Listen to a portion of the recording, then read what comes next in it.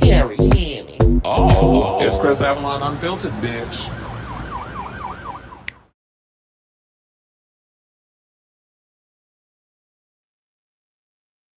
Hey, y'all. Welcome, and happy Wednesday. I was like, what day is it? It's Wednesday. I had to double check. It's your boy, Chris Avalon. Welcome to a brand new episode of Chris Avalon Unfiltered, the show we basically talk about all things going on in pop culture, hot topics, celebrity news, all the gossip. We just be a whole hot mess over here. So if that's a show for you, definitely tune in because we have a lot, and I mean a lot, for T to spell. I mean, it's 10 topics, but it's clip heavy. So definitely tune in. Some of the topics we're going to be getting into is Jess Hilarious was all over social media yesterday. She was blowing up, airing out what's going on behind the scenes at the Breakfast Club. And of course, she stumbled up into work this morning and they had their little situation situated live on the air. I got all the clips, so definitely tune in because, story time is going to be story time over here between what's going on over there with the Breakfast Club. So definitely tune in for that. Plus, speaking of which, Monique decided to ignite her old beef with Tyler Perry at the expense of Angie Stone's fume. So we're going to get into that. Kanye West out here going after the Carters, including some ableist comments he made about their youngest kid's certain rooming. Where the Beehive at? Because I need y'all to swarm his ugly old nappy-headed ass. Damn, not even 2 minutes and I'm already cussing. Beehive, where y'all at? They told my queen and her kids. So going on him, he trying to really ignite the title of that album, Bully. So we're going to talk about that. Plus, Bethenny Frankel out here, acting like she a custody expert, giving Kim some legal advice on how to go after Koonye and taking them damn kids away from him.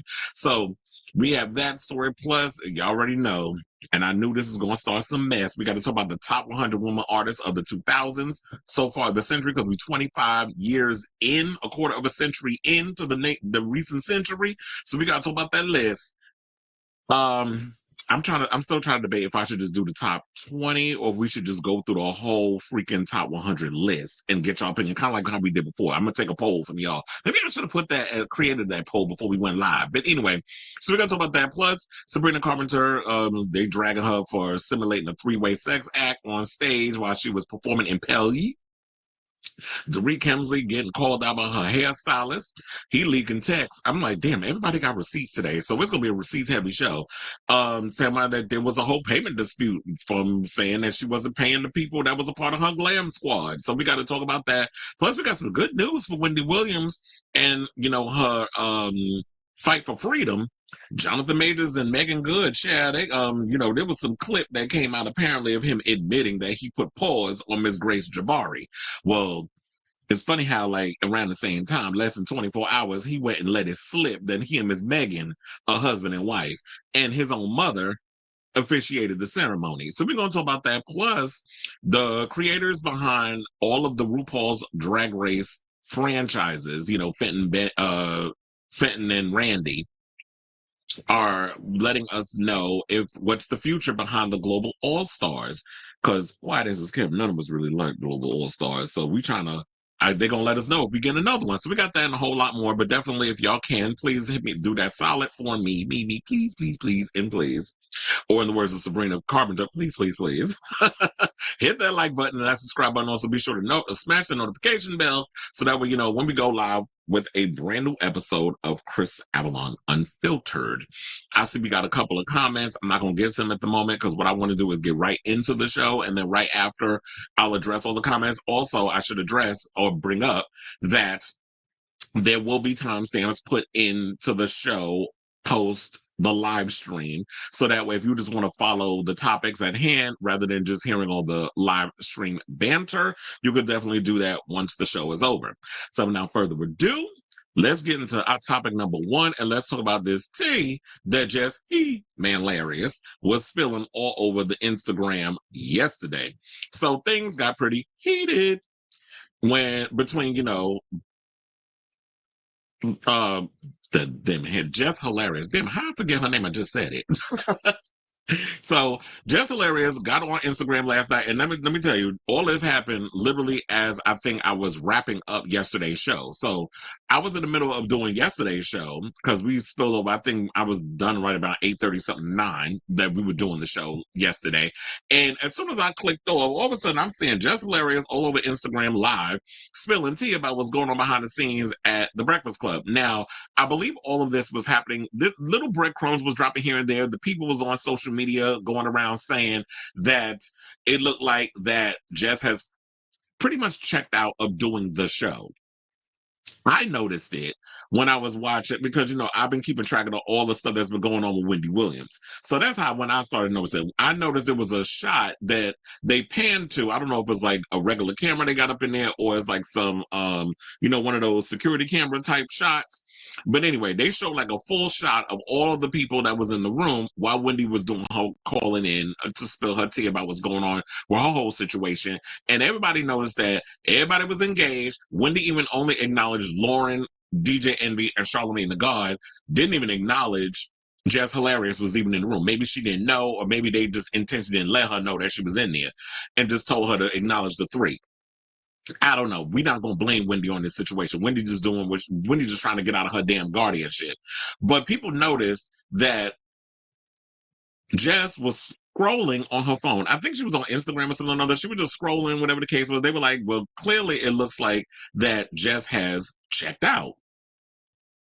Now come this week, because this all happened last week. Then come this week, she's on social media, on Instagram, spilling all her tea in regards of what's going on behind the scenes, how she feels like that people that her coworkers, not necessarily the production, because she didn't talk about the producers, and I think maybe that's where your mistake is first at. Because a lot of times, these people that work behind the scenes, they be the ones that's chirping in your ear. They the ones that start fueling the fire. Also, the people on social media, they start saying things, you sitting there reading the comments, and you feel away, which she does address when we get to the clips later on when she addresses her coworkers at the Breakfast Club, because we got all of that. So this segment might be about 30 minutes, just to let y'all know, because the clips, it's a lot.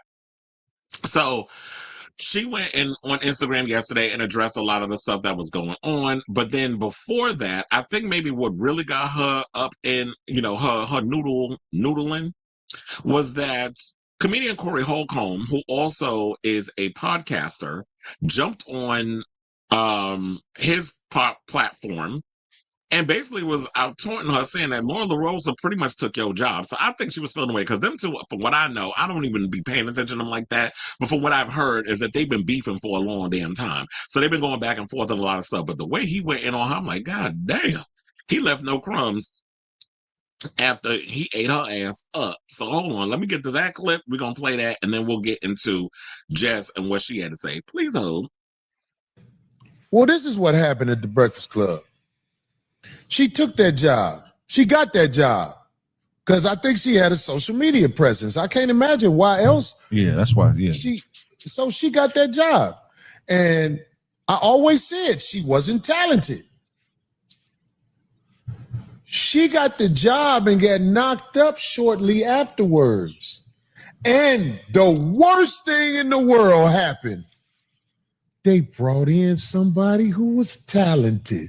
Who they bring in? Homegirl from she used to be on TMZ. Yeah. Oh. She has experience with doing that.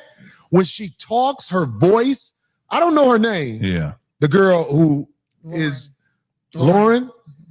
That girl know what she doing. She knows how to fit in with Charlamagne and the other guy, DJ Envy. It's like it's seamless when she there. Right. It's the talent. The talent shows out, and then Les Hilarious ain't even reading right.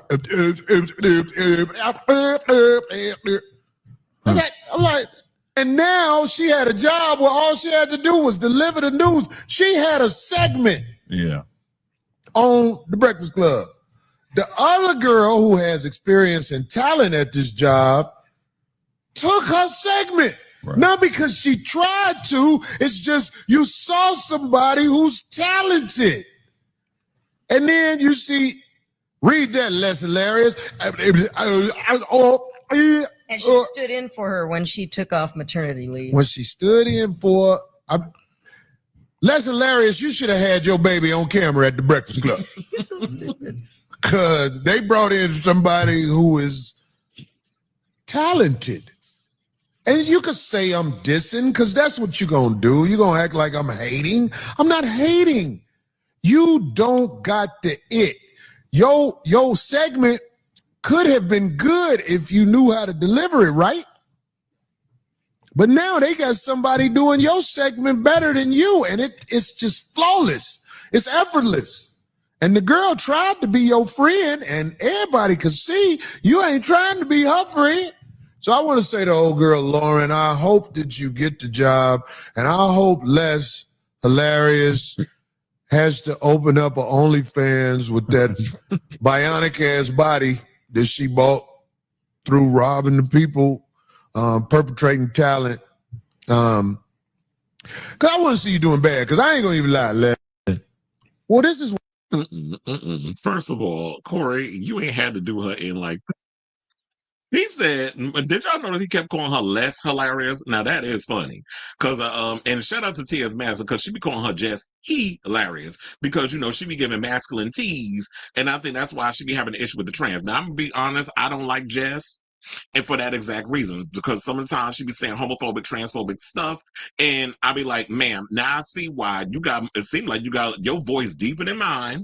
You got a little more testosterone running through your veins than me. And I'm a butch queen, so you know, I'll be frank with that. I play both sides. Like I give you a little feminine stuff, and I give you the masculine. I embrace both sides of my spectrum. But with her, it's just like, yeah, you be giving more dude than anything. And I think you mad about it because you got some past traumas that you be wanting to deal with. So when you be saying your little stuff about the trans people and the gays and all this stuff, I be wanting to windmill on her dusty ass. But in addition to that, I do agree with him on certain things. I'm not going to sit up here and say she's not talented. She does have talent her own way. Like, I feel like in so many ways, Jess is someone who is like the people's co-host. Like she says what a lot of people who are watching The Breakfast Club are thinking. Now, in regards to the other stuff, if you're going to do Jess with the mess, you could be messy. But the thing is, if you're going to talk about celebrity news and gossip, you need to do like the rest of us pundits in the lesser iHeart type of spaces. Those who will do the independent stuff is the fact that we can't just be up in here and just be, I mean, some of y'all do, but for me, I'll speak for myself. When I come up in here, I have to give y'all not only the roast and the gags, but I have to give y'all the information. I just can't be coming out here pulling stuff out my behind and just saying stuff just for entertainment purposes. I have to also deliver the facts, but I can also give an opinion on it as well, especially when you a band of one. There's no excuse for her. She liked to use the baby as an excuse because there's one clip that I remember from a while back where she got mad because Loren called her at like 4 a.m. and said, "Oh, we have to watch the Wendy documentary." Sis, that's your job. Like your job, and you had this job around the time you was pregnant. I don't know if you was upfront with them to let them know that you was with child at the time that you wound up getting the gig over there at the Breakfast Club. But if that was the situation, you still have to be well versed on what's going on. You can't just be skating by on whatever is happening on the show and thinking that's just going to be enough. And that's why the fandom was going in on you, because they felt like you were half-assing it. Hence why a lot of the stuff that was on social media, they were saying, well, y'all need to get rid of Jess and keep Loren, because when you went on maternity leave and Loren came in, who I didn't even know she was a producer until they mentioned it in the clip later on, what Loren's actual position is. Because Loren, for those of you who don't know, she's from TMZ. She was working at TMZ with Harvey and them before she came over to the Breakfast Club with her gig. So she was probably behind the scenes coming up with a lot of the segment stuff for them to talk about on the show. Because when you have a big production like the Breakfast Club or any show in that magnitude, you have people that come behind the scenes that be like, okay, these are the topics you want to talk about, and y'all need to brush up on it or whatever the case is, so that when y'all come on the air, you at least know what the hell you talking about. Just be up there just saying, pulling stuff out her wide behind or her bad built behind, as you know, Corey pretty much said, and thought that was going to be enough. But when you got people watching a show or listening They want you to bring the information. They want you to bring the facts. And if you was getting mad that Loren was surpassing you in your stuff, well, sis, you should have been up while you got that baby, while you got your titty in that baby mouth. You should have been titty hold up with the, baby mouth on one end of the titty. The other eye that you got should have been looking at your paperwork to make sure that you were on point with your shit, so that when you come into work, you already have your stuff ready. You should have been doing your job better than Loren. You shouldn't have been feeling insecure about Loren coming in and possibly taking your job because you was thinking that, oh, I got the job now, so I ain't got to do nothing. And that's the problem I have with this new generation. Y'all think that by doing the bare minimum, that's enough. I don't know how old Jess. I think she might be in her early to mid 30s. It's like a lot of you new bitches that jump up in this space. Y'all just be thinking that, oh, I could just coast and mediocrity is enough. No, I'm sorry. I'm from the old school is you have to come in with your fact. You could be entertaining and all this other stuff. We could sit up here and be a court jester. We could sit up here and tap dance and give y'all a good show. But you also have to come in with your facts. And she wasn't doing that. So that's how I feel on that situation. Now, I was trying to see if there was anything else that but so yeah, she was pretty much doing your segment better than you. Now, in addition to that, this is where Jess came on and decided to give her side of the story and what had happened. And so let's get to that clip. I think that clip is probably about 3 minutes. Shout out to the Jasmine brand. Let's play that clip and then we'll come back and talk. Please hold. Doing it to the best of her ability. Shorty is like that. Yeah. That's why I picked her to fill in for me for maternity leave. That's why I picked her. Y'all need to understand something. I'm never hating on Shorty. I already told her. I tell her every day. I tell her she's pretty every day. I tell her every day. I big up this woman every day. Every day. I don't have no reason to fucking hate on that girl. I don't. No, I didn't like her when I came back because I'm like, all right, what's going on? What's going on? She knew it. We had a conversation. Because the anger was misplaced. Nah, it ain't even you that I don't like. I'm realizing this is the way these niggas is doing shit up here that I don't like. Okay. Got it. Now, it's her segment. I went to this, and she's doing it to the best of her ability. Shorty is like that. Yeah. That's why I picked. You know what I'm saying? I was eating that shit up the whole year I co-hosted, eating that shit up until I had to leave. You know what I'm saying? Like, I had a baby. In this industry, what I'm doing ain't no right time to have a baby. So you have them when you have them. I don't regret when I got pregnant. I don't. I got pregnant on fucking purpose. That's what I wanted, a baby, and that's what I got. You know what I'm saying? You know what I'm saying? I was eating that shit up the whole year I co-hosted, eating that shit up until I had to leave. You know what I'm saying? Like, I had a baby. Okay, that shit. I mean, that shit. I mean, I wasn't trying to say that, but I was like, let's play this clip. I'm gonna go to because I was like, let me just have the neighborhood talk up in here, and then we'll just play that one. That shit is ran like a high school. Yeah. It's ran like a high school. It is. Fair East Side High. Fair East Side High. Not the Lean On Me reference. Before Mr. Clark, though. Like when he first got there. Y'all want a bitch to keep her cool. Look, check this out, y'all. Look, man. I get up every fucking day. Every day. And they always talk about, you ain't at work. You ain't at work. Yeah, bitch, I started picking up more shows. Hell no. That's how I'm getting. Hell no. Hell no. I have more fun outside the fucking studio than I have in there now. Is you crazy? I'm this shit up for y'all teammate. This shit is ran like a high school. Shit. Well, this is when she there. Okay, right. So we don't need to do what that happened. because we already played that. So now, here's the thing. I feel like, and I'm not trying to take away from the fact that she was feeling the way she needs to feel. She has a right to feel how she feels. I'm not going to take away from her feelings. I think both sides is wrong. Well, hold on. Let me rephrase. I think the people behind the scenes at the Breakfast Club is wrong. I'm gonna tell you why. Now, I understand, like, you know, when she came in and they were negotiating, whatever the case was, they were like, okay, Jess hilarious. Out of all the people, Claudia, Jordan, and so many others that they were looking at, that they wanted to bring her in, and they felt like she was the perfect fit.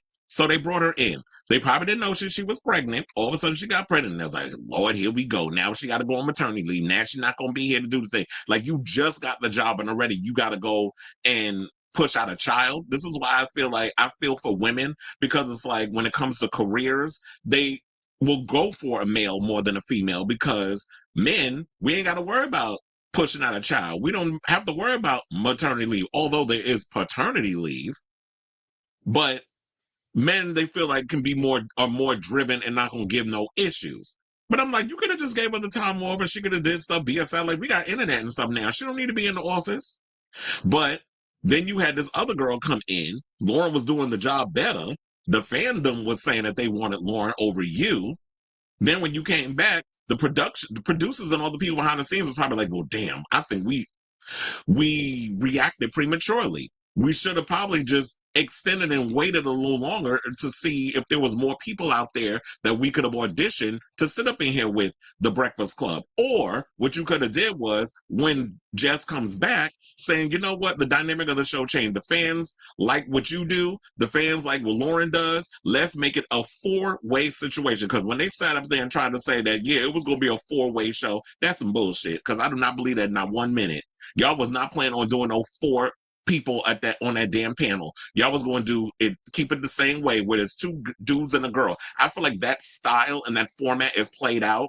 We're in 2025. This is a new generation. I feel like y'all just need to go where the energy, if things shift in a certain direction, and this is why I keep saying about people, y'all gotta stop trying to force things. Stop trying to find a round thing in a square peg.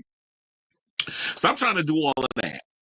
Because if it became this thing where the energy started shifting, where you have 4 people, then you should have been like, you know what, we're going to keep Loren, have her be a part of the show to do like more the media, look up the stuff, and then Jess, you just do what you do, which is just go based off of vibes, go based off your opinion, just give your opinion in the show. That's what she should have did.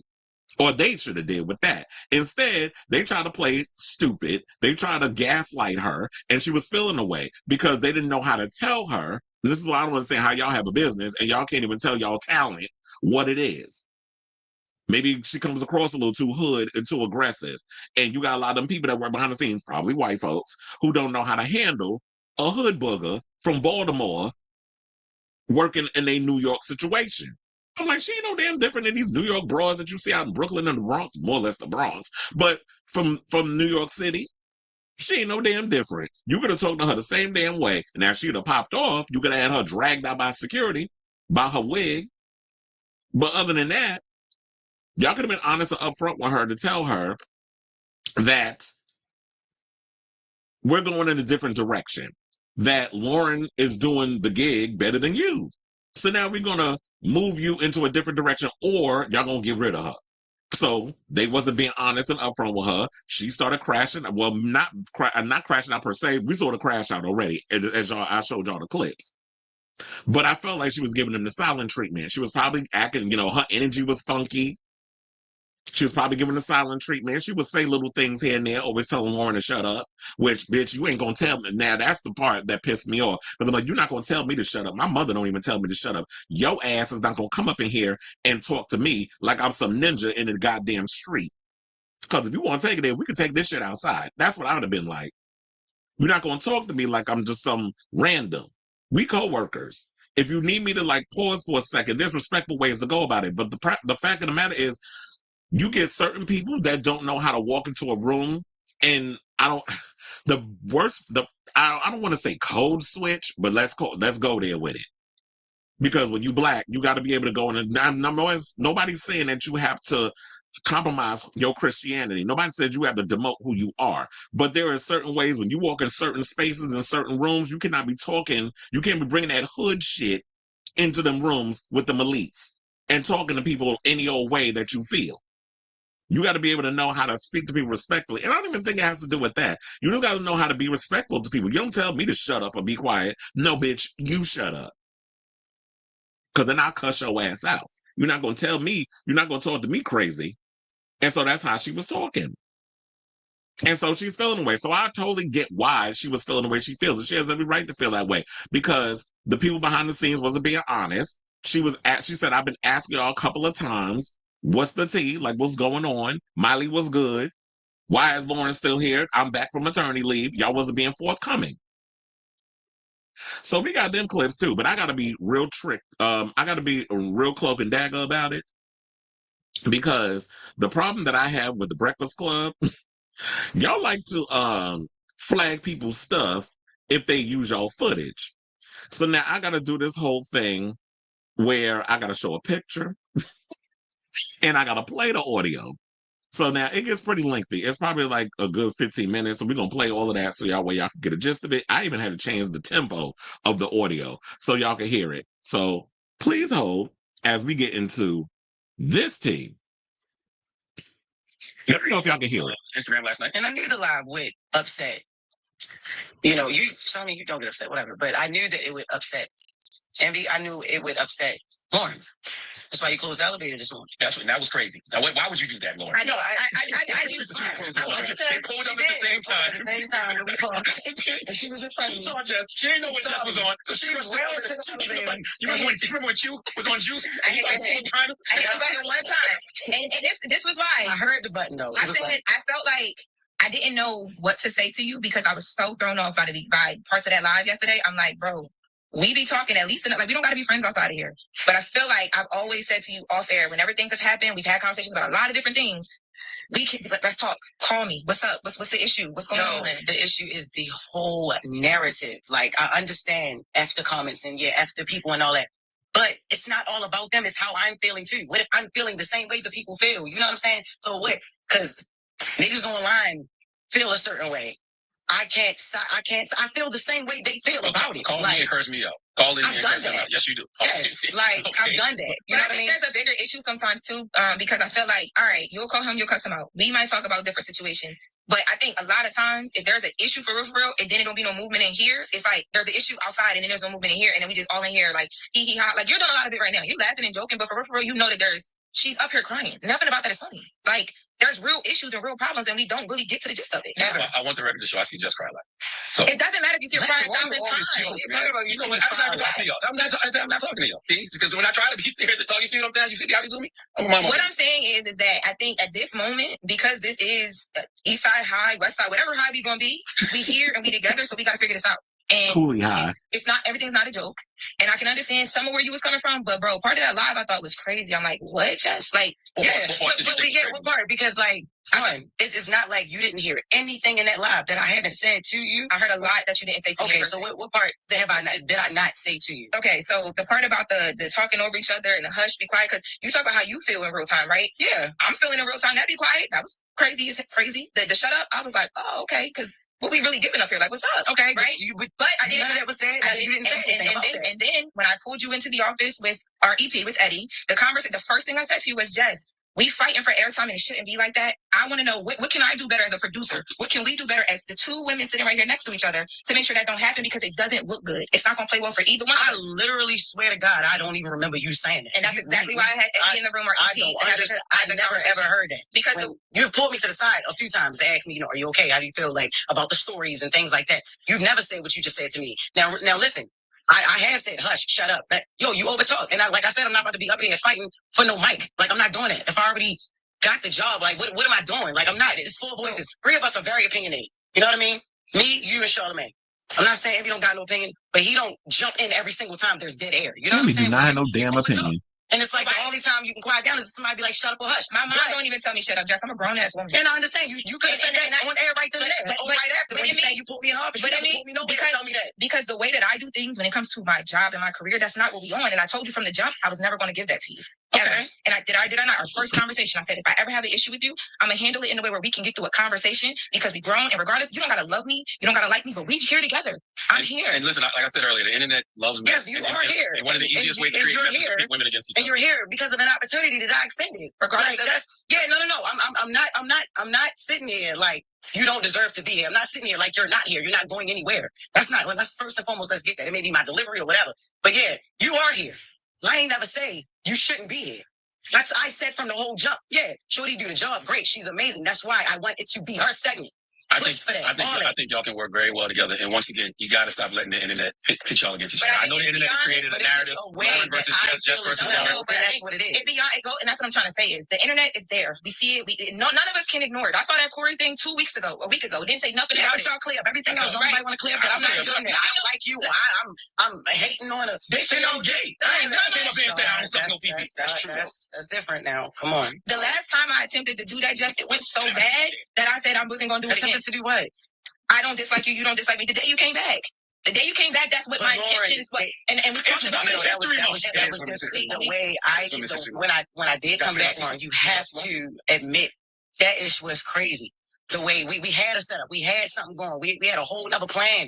It went left. You came in here and it's like you did something totally different. The first thing that you spoke to was the things in the comments. I feel like I had a behind the scenes meeting on air, which is kind of cool. But let's go to commercial or something, and then come back.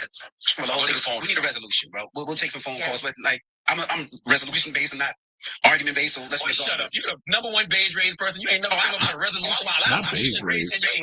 Cut it out. Well, I just want to say, Jess, what you feeling? We feel it together. And when the other thing happened that I called you about, I said that to you. What was the other thing? The academics thing. And I want you to know, I responded to me. It's just leave. And I responded to that on Twitter. I didn't send it to you. I didn't feel like I had to, but I did. But I called you about it. The comments. Stop listening to the comments. Let me talk. In real life, we love everybody. Y'all love each other. This can work. It will work. It will work. What I'm saying, no, because this is. You see what I'm saying? Don't make Get into the topic, and now it's a problem because we're talking about exactly. What I'm saying is that this will work, but sometimes this might have to happen, and it's happening with love. Because when I saw Jess crying, I came in here because I care about. You have to be okay for all of this to be okay. And I'm a producer at the end of the day. Do my talent. We gonna be straight. Everything's gonna be fine. Let's take some calls, and then we'll come right back. 800-585-1051. If you want to talk, you want to discuss. Of course, Loren's here, Jess here, I'm here, Charlamagne's here. Let's have a conversation. We're queer. All right. Yeah, it's cool. Some good song, Brad. Finally, some production up here. Stop acting like this is a goddamn hot. All right, so now he got to go in into my weird queer. Child. When you coming out the closet, Miss Charlamagne the Goddess? Wait, Okay. All right. So the narrative, like I said, with the online. Oh, wait. There's more. I told you it's going to be lengthy. This clip is about 6.5 minutes. So just because I know a lot of y'all do not have time to hear everything and be up on. Look, I told you, I went to the vet earlier and I had to rush home and then all this other stuff was coming out. So yeah, this is like a lot of stuff. So I was like, let me just give y'all the clip so y'all can hear it because I know y'all don't have time to be researching for everything. So I'm going to play the other clip. It is also pretty lengthy. I told you this is going to be about 15 minutes of them just going in and letting have and stuff. But I'm glad they hashing it out. And I think what I'm going to do, instead of me having to read y'all comments, I'm going to just put it in here and in the lower third, as y'all see, just so that way people could read along and listen to the audio at the same time. So hold on, let's get to that other piece and then we'll come back and I'll give my other opinion and all that other good stuff. Please hold. That's what I said. Y'all ain't nobody trying to clear up no narrative about nothing. Ever since I came back, it was weird. Yes, it was weird. Yeah, I at first, no, I did not. I wasn't too fond of Loren. No, I wasn't too fond of her when I came back because we had a whole plan, even how when I came back, how I pick her to fill in for me, right? I come back, she ain't ever leave. Then, all right, cool that she don't leave, but she's on only during my segment. If she was meant to be a full host, move her in another way. Why she got to be moved in on? Because nobody had a problem with Jess with the Best until she started reading right. You know what I mean? Until she started reporting. I wasn't hired as a reporter. I was hired as Jess with the Best.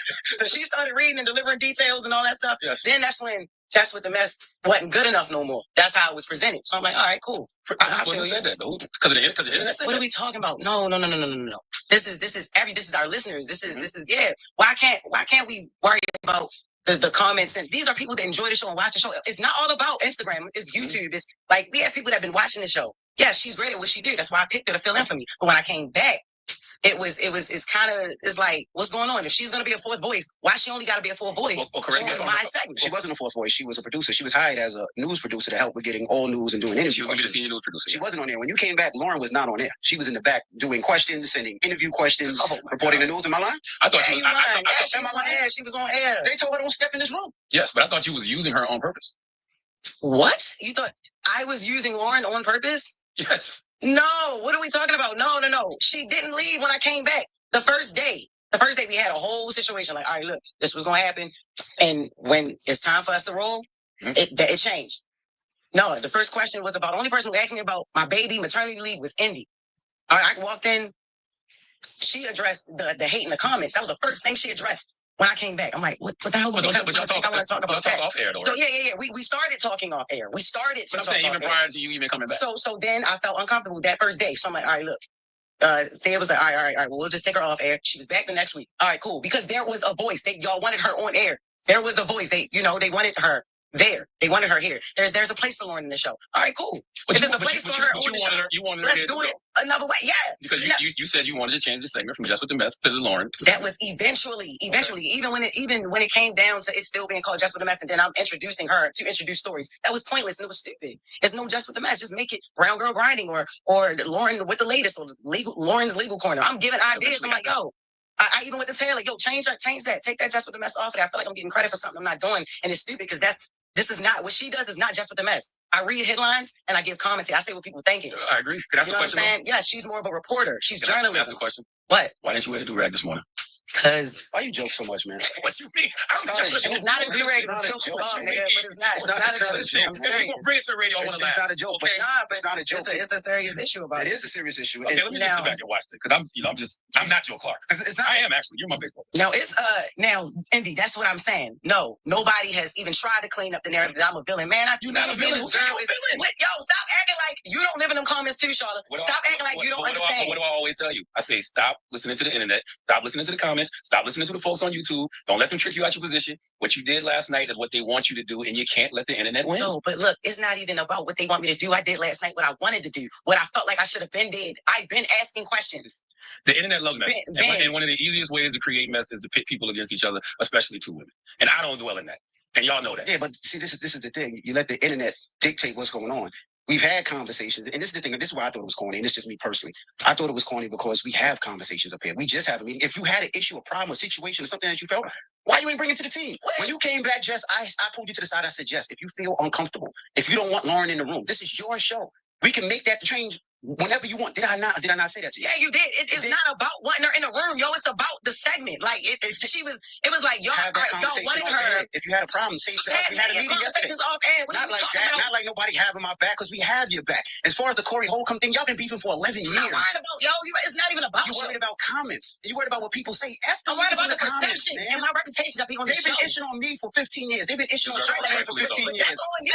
And the things that I don't issue on people is on me. I don't let it affect me because I know who I am as a person. I don't give a F what them people say in the comments. I know who I am. I know what I do. You let them people get in the comments and F with you. You're great at what you do. Everybody simmer down. Like you a dope. You let them people piss you off. No, them niggas. Like you nice. Like what you do is funny. I tell you that all the time. You brought that energy that we needed to the Breakfast Club, and you let a bitch ass person in the comments say something to stand you about to F them niggas. We don't even know who these people are. They could be bots and all that. And we doing it on air. We could have did it behind the scennes. Like I F with you the long way, not on some internet ish. And they hear that through there. This sounds very light skinned. Well, let's go to the phones. 1-800-585-1051. Let's open the phone line. Everybody will stop. All right, y'all. So how you gonna say that was very light skinned? I'm like, yeah, I hate when people say that, probably because I'm light skinned. But for the most part, you wanna know something? That was the smartest thing I've ever heard DJ Envy say. And he's been on that show for how long? Like, 11 years. 11 years I saw my pride. Go ahead, Miss Mary J. This is a mess. And it seemed like they call it like Jess with a mess for a reason. But you want to know something? I'm glad they're working it out. It would have been nicer if they worked it out behind the scenes and didn't invite all of us into the group chat. But since y'all did, let's talk about it. Remember when that was Queen Latifah theme song when she had her talk show back in the day?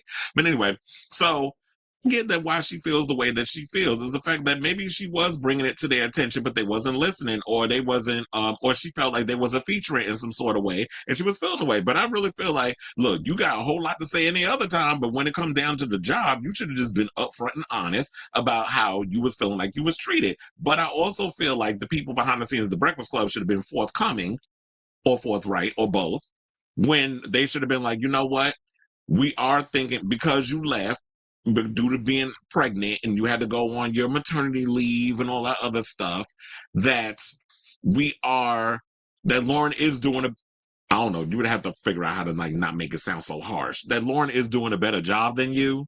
So we want to kind of bring her in as a fourth co-host, and then we'll give you another segment. You can do your Jess with a Mess, however you want to fix that all up. But if she wants to come in and do like what Angela Yee was doing, which was a lot of the celebrity news, gossip, or entertainment news, whatever, all the other stuff, like the real reporter stuff, then you can have her come in and do that, and then demote Jess to just being someone with an opinion.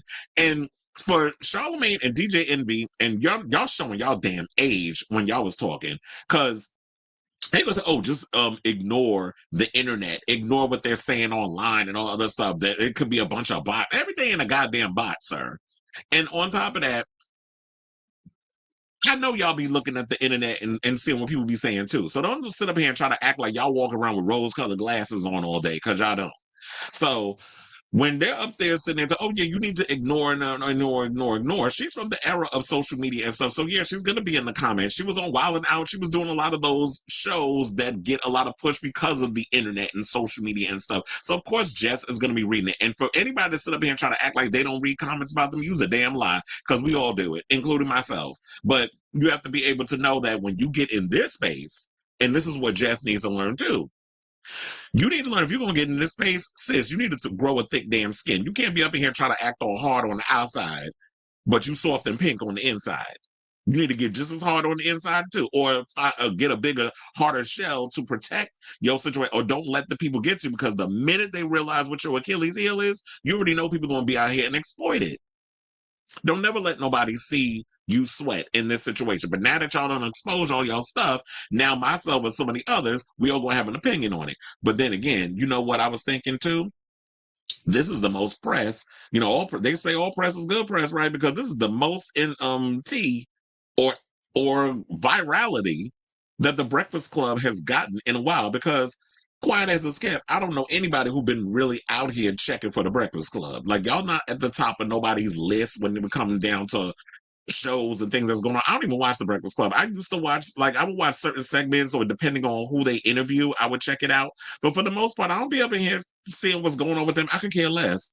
So hopefully they work it out with all four of them, if they could work a situation out, or if Jess is feeling a way about certain things, then maybe Jess need to be like, you know what, when my contract is up, because I don't know if they want to, if the production people or people behind the scenes want to buy her out, pay her the rest of her money, and then just let her go about her merry way, or she want to thug it out and wait until the end of the contract. I don't know how many years, or if she just did a year, or I don't know how long she signed the contract for, but just work it out in the whole situation and go about your business and do all your other little side projects that you talk about that you've been booking, and then let Loren come in and take over the show. But I do feel like that at this point, the Breakfast Club, y'all need to kind of take them a moment, look at the show, and try to figure out how y'all could bring 4 people on rather than 3 people.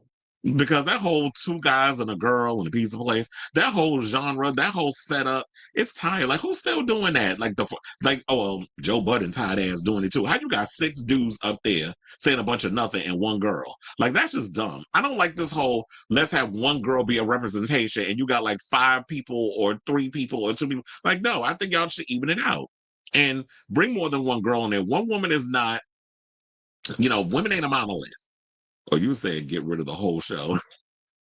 I mean, they could do that too. I heard some people say that they need to remove Charlamagne and Envy and bring in some fresh meat. That Charlamagne, quiet as it's kept. I feel like Charlamagne's been checked out. I don't feel like I think Charlamagne just come to work, collect the check. It's kind of like Whoopi Goldberg at The View. You just there to collect the check. You're not really fully invested in the show. It's like you come in, it's like, yo, man, yeah, dude, good vibes, and you just happy, but you're not really, doing what needs to be done. But I know, let's read some of the comments, because, I didn't read some earlier on another profile. So my friend DJ Baker said, surprised it took this long. Another person said, leave it to a black man to bring a black woman down. Here y'all go with that. Another person said, stop it, Jess. Don't let that man trick you out your spot. I guess it was talking about the whole thing about Corey Holcomb. And another person said, calling Jess hilarious, less hilarious is hilarious. Another person, I do think Loren is really good, but what made everyone start hating Jess all of a sudden, I think it's room for both of them. Well, I think I pretty much said why people don't like her. I just think that the way that Jess comes across, people just don't like her energy, and people just don't like how, like, I guess maybe they feel like she comes across too ratchet, and she don't come across as like just a professional chick when she's on the show. But I feel like when you in the entertainment space versus like real life jobs, that's a different playing field. I told you when I was at VH1, the way that people walk around like they so relaxed and everything else is not, they don't run the same environment like in some regular corporate job. It's just a different vibe in that situation. And at the end of the day, so I can wrap this up, I do feel like there's room for all of them. I think they could do 4 co-hosts, and I hope that that is the direction that they take with the show if it continues to stay on. So I say all this to say, what do y'all think of this story in regards to all of this that I had to break down in regards of Jess Hilarious, Lauren LoRosa, and all of them airing out their dirty laundry in the group, not even in the group chat. It was like a general worldwide group chat, and then they brought it up on the show. But look, Jess laid down the gauntlet. They had to address it on the air. They couldn't take it behind the scenes because then the people would have tuned in and be like, okay, so now y'all got to address it. So they had to do it. So let me know what you guys think of this story in the comments down below. Okay, let's see. You said Jess is the Alyssa of the field. Is she though? I mean, I could tolerate Alyssa somewhat. The thing that irritates me about them over at The View is the tag teaming. Like Sarah Haynes, like I said, if you want to eat Alyssa's box, just say that. I know you got a homosexual for a brother, but girl, if you having tendencies and you want to go down and lick her labia minora and majora, then why don't you just go ahead and do it? Because the way that y'all be having like this sucking fuck fest with each other on that damn show, I'm just like, girl, y'all just get on my nerves. I'm like, well, Alyssa said, and I agree with Alyssa. I'm like, okay, nobody asked you. You got to defend her. I remember one time, I'm trying to remember, somebody called Sarah out on that. I think it was Joy, or it might have been Anna Navarro. I'm trying to remember which one, because I remember there was a situation they had on the show, and it was like, well, she could speak for herself. Like, why you always trying to defend her? And I was like, finally, somebody said it. I just can't remember who it was. You know, Sunny always try to play Miss Diplomatic. So she's not going to really come out, or she be long-winded when she got to get to her damn point. But for the most part, I think it was either Joy. I think it was Joy. You know, Joy don't bite no tongue. She's an octogenarian. You know, at that age, they just don't give 8 fucks. It's a more like, yeah, Nutmeg McCain. Loren will be the Alyssa. This is my favorite out of all of them at the table. Whoopi and Joy, the Hispanic lady. Child. Not, and you talking about Anna Navarro? Because, you know, if you listen to, Sunny, she the Hispanic lady too, but she likes to play up her black side and her Latina side when it's convenient. That's the way it comes across to me, because I feel like if you're going to embrace your sides like I do, embrace all the sides. Don't sit up here and try to be, look, I'm today, and then I'm like, yeah, I'm a black, black power. The next day, damn, I can't even talk. Biracial lady that set up Kamala. Oh, you talking about, now you talking about Sunny. She didn't set up Kamala. Kamala just wasn't able to articulate her shit, and that fucked her in that campaign. Now, if I ask you a question on what you plan on doing differently than Joe Biden, and you can't answer that question, then that's on you. You should have had that answer. That should have been one of your main answers. Especially if you in a debate or anything political. It's like, yeah, are you planning on giving us Biden 2.0? I mean, that's not what people wanted. Especially if you're doing politics. Or because you're the vice president, people are already skeptical about that. Has a vice president ever won the presidency when they ran? Because I remember Al Gore. Remember he tried to run, he didn't win. Who beat him? I think it might have. What was it? George W. Bush. Anyway, yeah, that's a lot. That was a lot. I was not thinking that. Oh, okay. Let me get to the next topic. Oh, you said good point. Whatever that was, because I just forgot what I said. I told you sometimes stuff come out of my mouth and it's out of sight, out of mind. I forget as fast as I say it. Okay, so now let's go from one dramatic, messy moment or beef to another one. So remember the other day when we played that clip of Tyler Perry eulogizing, that's not a word, I just made it up,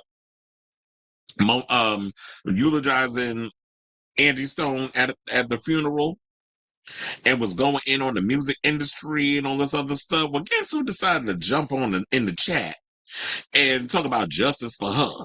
Or where my where my apology at? Me. And then we done forgot about her. And I was sitting there thinking, you know what? This ain't the time or the place for you to come up here and start windmilling over an apology that you're never going to get. Never going to get it, never going to get it, never going to get it, never going to get it, never going to get it, never going to get it, never going to get it, no, no, no, no.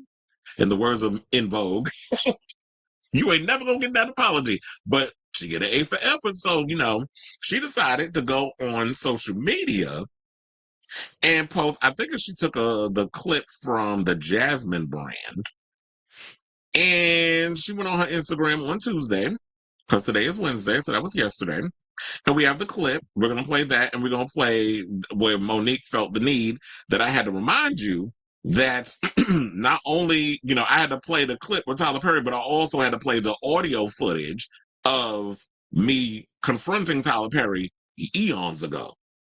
So she had to put all that up in there. But hold on, we'll play the clip and then we'll come back and talk. So, forgive me because I'm angry at the way she was treated. I did not know all the things that she was going through. Recently, I found out because I'm not on Instagram. I'm not being hooked and manipulated by an algorithm telling me what to think and how to feel. So I don't see everything. But to think that this woman was in the business for all of these years, and there's a difference between performing because you want to and performing because you have to. All of those years, all of those songs, all of that money that was owed to her, where is it? It's wrong. It is wrong. And I'm tired of seeing us struggle and go through things and work hard and not reap the benefits of what we were supposed to reap.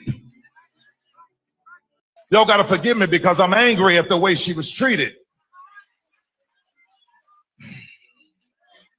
I did not know all the things that she was going through. Recently, I found out because I'm not on Instagram. I'm not being hooked and manipulated by an algorithm telling me what to think and how to. The community is involved and they want to see how it's going to play out because the community is saying, wait a minute, hold up. We don't know this sister to be no bullshitter. We know she a loud mouth. We know she'll say some shit off the wall. But what we know about it is she true to her word. And all I would ask you is two questions. The first question is, did you not just say it was wrong? Tyler.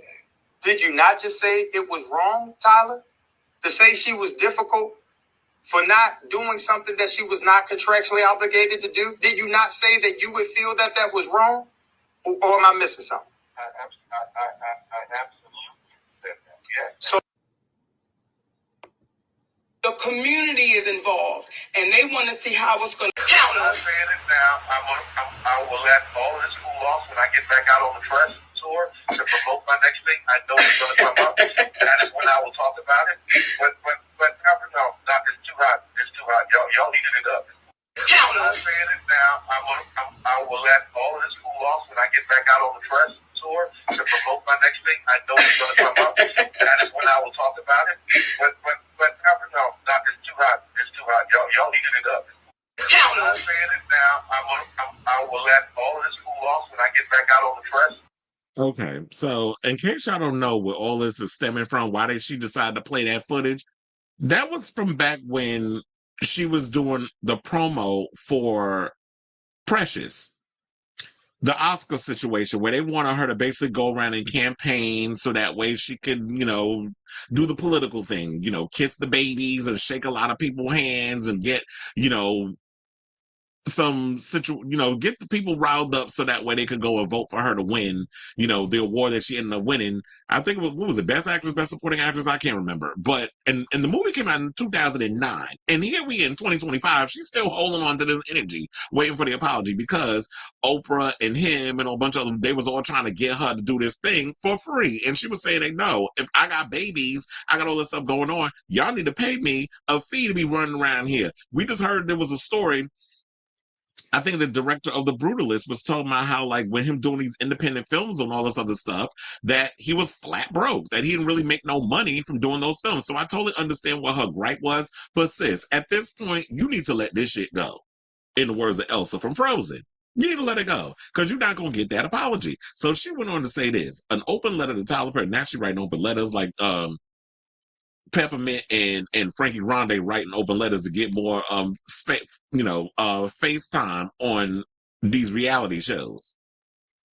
So she said, we would like to give our heartfelt condolences to Angie Stone's family and friends. Sister Angie, we stand on the shoulders of the elders and ancestors like you. So please know that your fight inspired us to write this letter and that the fight doesn't end with your passing as it is only beginning. Dear at Tyler Perry, well, I'm surprised he ain't blocked her. Because the ad went through. He said, I recently watched your heartfelt speech at Angie Stone's funeral where you expressed frustration over the mistreatment of the music industry. It struck me, and my husband, Sydney, of course, he probably put your ass up to it. But I still love you, Mo. So don't come windmilling at me over here in the comments. If somebody happened to let you know I'm talking about this. Now, as poignant, but also made us reflect on some unsettling discrepancies in your actions towards me. One, you expressed anger over Angie's mistreatment, yet you labeled me difficult to work with, despite never having worked with me. How can you condemn poor treatment of others when you've imposed the same on me? We have audio of you admitting you were wrong. Well, yeah, and I just played y'all that audio. Number two, you asked, where's the money she's owed? Well, where's my public apology that you promised in 2016? The false narrative you perpetuated helped blackball me, costing me tens of millions. Where's the restitution for that? Number three, you mentioned being tired of us not receiving the benefits we deserve, yet you asked me to promote Precious for free without a contract or compensation, which highlights your double standard. Number four, you said we should be careful in how we treat children of God. As a man of faith, where's your responsibility to act with love and truth? You promised me an apology years ago, but it's yet to come. Unlike the music industry, which you rightly criticize, we have audio documentation of your actions. Shouldn't you be held accountable too? In closing, I hope your words at Angie's funeral inspire you to correct the wrongs done to my family and me. You have the power to do so. As you shared biblical teachings, please remember that what will it profit a man to gain the whole world but lose his soul? Mark 8:36. We await your response. With love and respect, Monique and Sydney. Well, child, like I said, you're not getting that apology. But the people in the comments said the following: Lord have mercy, how you make someone else's funeral your pity party? Another person said, it must be mentally exhausting to stay in victim mode all day, every day, year after year. Another person said, it wasn't the wrong place for Tyler Perry to call out the industry at her funeral, then it's not the wrong place for Monique to give her perspective on social media. Why do we feel the need to police Monique's response to the unwarranted and unfair disrespect and treatment, but not call out the injustice? Another person, I get it, but something about the timing don't sit right with me. Well, I guess at one point, and I think Monique jumped in the comments on that one, but it's like, okay, so when is the time? Because if I bring it up weeks later, people gonna get mad about that. So a lot of people feel like Monique is making this about her, but it's like, no, what she's doing, I get it. I mean, in the beginning, if you look on the surface, you would look at it as like, oh yeah, it's the wrong place, wrong time. This is not about you. This is about Angie Stone and how she was done. There's a lot of people that get done dirty in this industry, not just Angie Stone, but that's what he wanted to focus on. But you can't tell her how to not feel about a situation, especially when she's saying that Tyler Perry played a pivotal role in her getting blackballed in the industry because he went around saying she's difficult to work with, and all the evidence stemming from how she came across with Precious. It's like, yes, I have children. My husband is my manager. I cannot be running around here doing all this campaigning to get an Oscar for free. which means I can't run around and pick up another role and get a check because I am the breadwinner. My husband is my manager. My children ain't working. They little. I'm clearly the one that has to go out and get the bills paid and all this other stuff and give my husband a percentage. So I totally get why she's coming out and saying what she said. But girl, at this point, you're not going to get it. At least you got your apology, with the help of T.S. Madison, by the way, from Lee Daniels. You were in a movie that Lee Daniels directed. The one, I forget the damn name of it. The one where Glenn Close told she could smell her daughter nappy pussy. She was in that movie. The Deliverance, whatever. She was in that. But I don't know if she's worked ever since. And then she had the Netflix special. So if you still are able, if you're not completely blackballed and you got other things that you're going on, you have people that can give you gigs, focus on that. Fuck Tyler Perry. Because he's not going to give you your apology. Yeah, you can keep bringing it up and get it trending on social media. But I feel like at this point, he's not going to give you the apology. So stop trying to ask for something you ain't never going to get. I mean, it's nice that you at least trying to go out here and ask for him to give you this apology and all this other stuff. But at the same time, it's just like, sis. It's like I like Monique. Now, as far as the comedy ain't been comedy. The comedy ain't been comedying in a minute. But for the most part, like I said, you get an A for effort. I'm glad you said what you said. I'm glad you put this out here and feel like that he's being a bit hypocritical when you out here trying to act like you Pastor Perry, that you channeling your inner T.D. Jakes and Joel Osteen and Hezekiah Walker. And now you want to run around here doing all of that because I guess you trying to, I don't know if your future in ministry is where you trying to go. And it's cute or whatever that you're doing that. But if you going talk the talk, sir, you need to be able to walk the walk too. I'm not saying that you perfect and stuff, but yeah, you got to be able to walk that you talking. Walk it like I'm talking. So I say all this to say, what do you guys think of this story? In regards to what Monique, do you feel like it's wrong place, wrong time? Do you feel like that this is something that she should have said? She should have used Angie Stone's situation to basically platform herself. But I always say, if not now, then when, right? So let me know what you guys think of this story in the comments down below.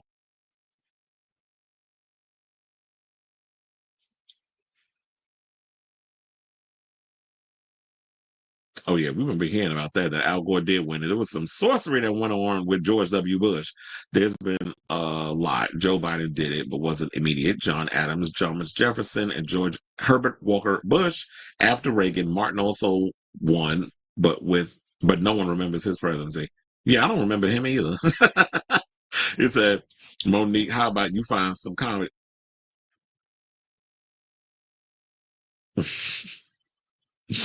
And Nixon too, but it wasn't immediate after Eisenhower.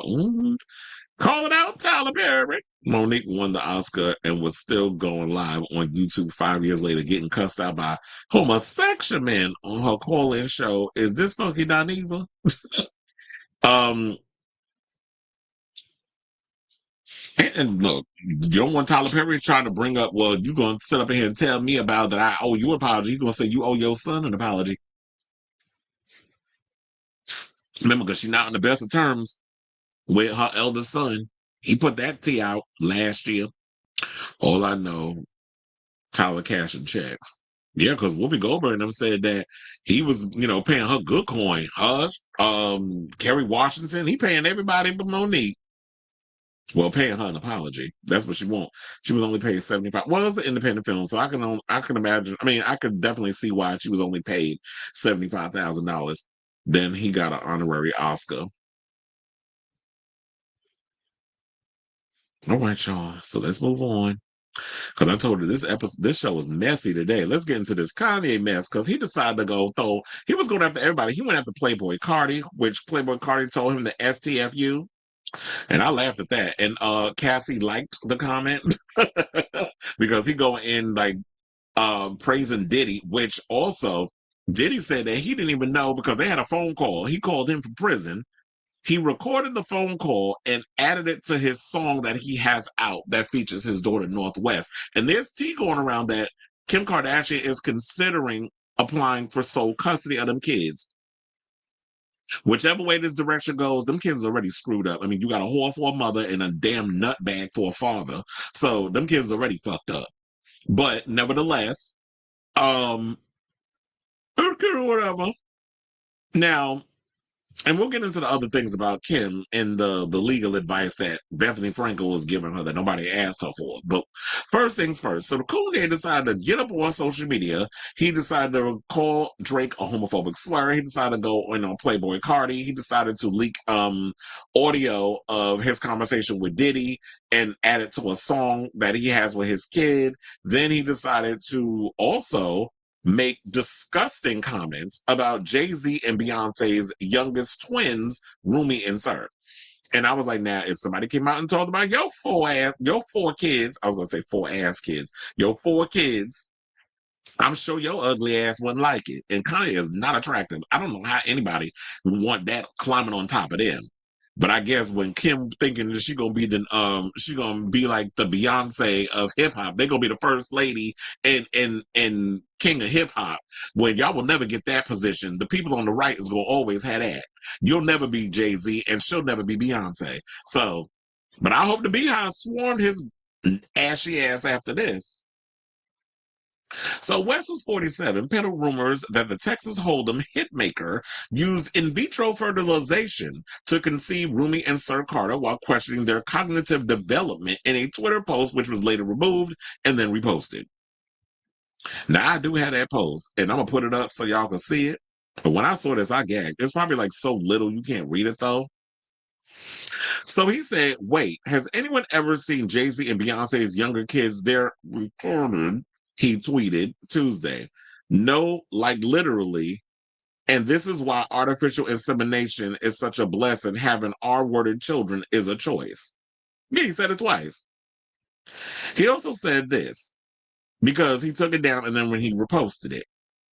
Because he said something or another. If Twitter take my ish down, if Twitter take my ish down, then I think they meant, then so be it. But I need y'all to know, and he didn't even spell no, and he spelled the N-O, not even K-N-O-W. Child, if you want to come out here and try to read people and call them the R word, which I'm sorry, but I always looked at Kanye West. Kanye West was like a bulldog with a slight case of Down syndrome, and you out here trying to read people on whether they cognitive development, because I truly believe that when Donda died, all of that that's going on with you jumped in that damn coffin with her. Because we're not here unless you always had a little mental disorder. And I feel like you need to be working on your own mental disorders instead of trying to call out Beyonce kids. And if her kids do have development issues, that's none of your goddamn business. What you need to be worrying about is them 4 kids you got. The one that like throwing up his middle finger, Northwest, that look like she giving baby bulldog a tease. And them other 2 bastards that you got with Kim. So I know you're not up here trying to read children. You want to talk about reading? Okay. So yeah, he said, if Twitter take my ish down, then so be it. But I need y'all to know Jay-Z or nobody have no power over me. Well, child, if you wind up in a ditch somewhere, don't say that we didn't try to warn you. He also said, I need everyone to know that I took the post about Jay-Z and Beyonce's family down because Jerry Lorenzo's family down because there was a possibility of my Twitter being canceled, not because I'm a good person. I took it down like Down syndrome, get it? Am I right? Am I right? F the world, real talk, for everybody. And y'all, I don't know if y'all know or even care, because I know I don't. But apparently, he has an album out called Bully that he just dropped. I don't think no one cares. If that shit go to number 1, you know what? There's a special place in hell for them that actually help that shit stream, or even physically a physical copy. If you own it, there's a special place in hell for y'all, because I don't understand how y'all can sit up here and promote someone who is a Nazi, and proudly so. Basically, he is the Uncle Ruckus of hip hop. That's out here promoting Nazism. That is out here using ableist, homophobic rhetoric towards people. So the rapper who's faced severe backlash for his anti-Semitic, homophobic, and misogynistic remarks on the platform in recent weeks went on to post another 7 times about Jay and Beyonce in over 20 minutes. The tweets came just hours after West caused further outrage when he was recorded wearing a swastika chain around his neck alongside white supremacist Nick Fuentes. I don't know how your last name Fuentes and you a damn white supremacist. Make that make sense. And I do find it funny because recently Nick Fuentes was on his page windmilling hard on Donald Trump, talking about all this other stuff. Like he need to be quiet and all this other mess because Donald Trump out here acting unhinged. I'm like, where was you before he was president? I mean, he was always unhinged. This is a new. So he said, concerning Jay-Z and Beyonce, Sweet Ninja said, I would regret it. He wrote in his most recent post, I regret taking it down. My Twitter is a one-way conversation. And if people thinking that y'all gonna get up there like Ross Geller over at Friends and talk about how Elon Musk need to get rid of Kanye West or deplatform him because he's posting anti-Semitism. Have you been paying attention to what the shit Apartheid Clyde post on Twitter? Because he's just as racist as Kanye is, or Koonye, as I like to call his ass. He's just as racist as Koonye, spewing anti-Semitic stuff. He basically reposts and comments on Nazism on his own Twitter. And you have to look at his background where he come from. So it's funny how some of you Jews out here y'all like to pick and choose who you want to go after. If you're gonna go after Koonye, you need to go after Apartheid Clyde leathery looking ass too. Because they birds of a feather flock together. Because they one and the same in a lot of what they believe. So then they also said the rappers have fallen out multiple times throughout the years since their first meeting in 2000 when West produced a track for Beanie Siegel, a signee to Jay-Z's Rockefeller Records. Which I really wish he would have stayed as a producer and not try to be a rapper. Because, child, anybody been listening to your ass since late registration. Now, they said the first major public rift occurred when after Jay and Bey decided to skip West's wedding to Kim Kardashian in 2014. So he's upset over this. And it's like, they skipped your wedding probably because the tea that y'all was doing, the things y'all was doing, it felt a little opportunistic. Beyonce was probably looking at Kim, and I truly believe it. Kim ain't nothing but a damn succubus. That whole family, they go where the wind blows. Oh, because it was popular to be racially ambiguous and fuck rich black men. You had Pimp Mama Chris out here basically pimping and whoring out her daughters to kind of latch on to what was popular at the moment. But now, all that is null and void. Now they went back to being white. Now they back to being full-fledged, clear-looking ass Armenians. Now you don't see their ass with a tan. Now that they got them beige babies. And there's no shade to the beige children, because I'm part beige too. Fluorescent beige. So, you going in and saying all of this, I'm with Beyonce. And Beyonce and I are Virgos. You know, I'm September 2nd. I'm September 2nd. She's September 4th. So we them early Virgos. We smell bullshit a mile away. And we could smell a vulture. We could smell it like a shark smells blood in water. She knew what was up with Kim. Kim was coming across, let me latch on to her. Like Taylor Swift collecting tchotchkes. You know how Taylor Swift collect her friends, her celebrity friends, like a Russian woman collect tchotchkes. And that's what Kim was giving. Oh, let me latch on to Beyonce so I can get up in this situation. Bitch, you're not getting up in this gig. And that's why she was probably like, we're not going to your tired ass, tacky ass wedding. And you was feeling away. Oh, well, your ass is going to have to feel away. And this is what he told the Breakfast Club back in 2018. Now, after Kim was robbed at Pow Pow Point in Paris in 2016, while West was performing in New York, the rapper reflected later while on stage that same year, alleging that Jay wasn't supportive of him. The next day, West was hospitalized for stress and exhaustion. That's probably why. And you think maybe he had a mental breakdown and affected where his brain is at now. And he probably felt like maybe, I don't know what was going on between y'all. Maybe Jay was feeling away and y'all didn't have that conversation. Y'all should have had that conversation. And he said, and maybe he thought because of the Kardashians, keeping up with the Kardashians, the show and all the other stuff, that it was probably staged. He know how it is when it comes to them stunt queens over there in the Kardashian household. So he probably thought, oh, they over here like pulling stunts and shows. Kind of like how some people feel with Dorit and that whole robbery that went down, where some people actually believe that PK set that up, but didn't expect Dorit and the kids to be in the house though, because he's, sometimes when you get with these people, they set up robberies of their jewelry so that way they can claim the insurance. We know all the stunts you white collar hoes be out here doing with these little white collar crimes, especially a lot of you millionaires and billionaires. Why do you think she latching on to the current administration and a lot of what she does? Making them cheeks clap on the top of a Tesla like she doing a rap video, and all the other mess that the Kardashian's been out here doing. So they said that in 2018, Jay told David Letterman that West was his little brother. By 2022, West said that Beyoncé should let her husband cheat on her. Now, the question remains is, was you doing that with Kim? I would not be surprised if he was. Now, just hours before attacking Jay and Bay on Twitter, he also unloaded on rapper Playboy Cardi, who was arrested on aggravated assault charges for an alleged incident involving his girlfriend in 2023, claiming they were both violent towards women. Now, the question remains, who was you talking about? Were we talking about Iggy Azalea? Because didn't he knock her up? And they got a baby together, but they said 2023. They already got a 4-year-old. I think they're no longer together around that time. So he probably put pause on her. But the dude got me wondering if he actually put pause on Iggy as well. He said, Cardi beat women, and I beat women, but everybody hate Diddy. West tweeted on Tuesday evening. Now, Diddy's awaits trial, as y'all know, for the racketeering and all the other stuff that was going on. So you out here admitting you was beating on women. So did you put pause on that bald bitch, Amber Rose? And did you put pause on Miss Armenia? Inquiring minds want to know. So now West followed up on Twitter by tweeting, "Makeup sex be crazy after a big fight."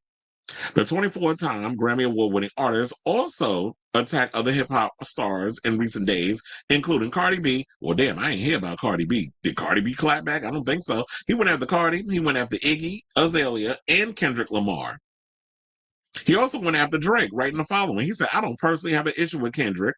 I probably will now. But he was a pawn to take down the F word, rhymes with maggot, aka Drake, because their record labels don't want big artists because the smaller artists are easier to control and replace. Saying these are the last times I get to diss Drake before the Kim pop out, because then it looked like I'm hating or care, and Twitter's stopping me from using the F word." So he just want to run around and just be saying whatever the hell he want to say with no consequence, because he's mad that white people get to do it. Well, why can't I? Because you black. Because you're a minority, and you think just because you got a whole lot of money and you align yourself with Nazis that you one of them. You really got suffering from that Uncle Ruckus syndrome. So I feel like at the end of the day, there's a big enough ditch for this Sharpay looking motherfucker to fall in and never crawl out of. Now, it's like I said earlier, so if I would talk about his little 4 bastard ass down with the swirl having ass kids, he probably be up in arms. But of course, this, per usual, is a ploy to bring attention to his tied ass music that nobody cares about. So, all I want to know at the end of all of this, has the Big House sworn his ass yet? Let me know in the comments down below. Huh, Lord.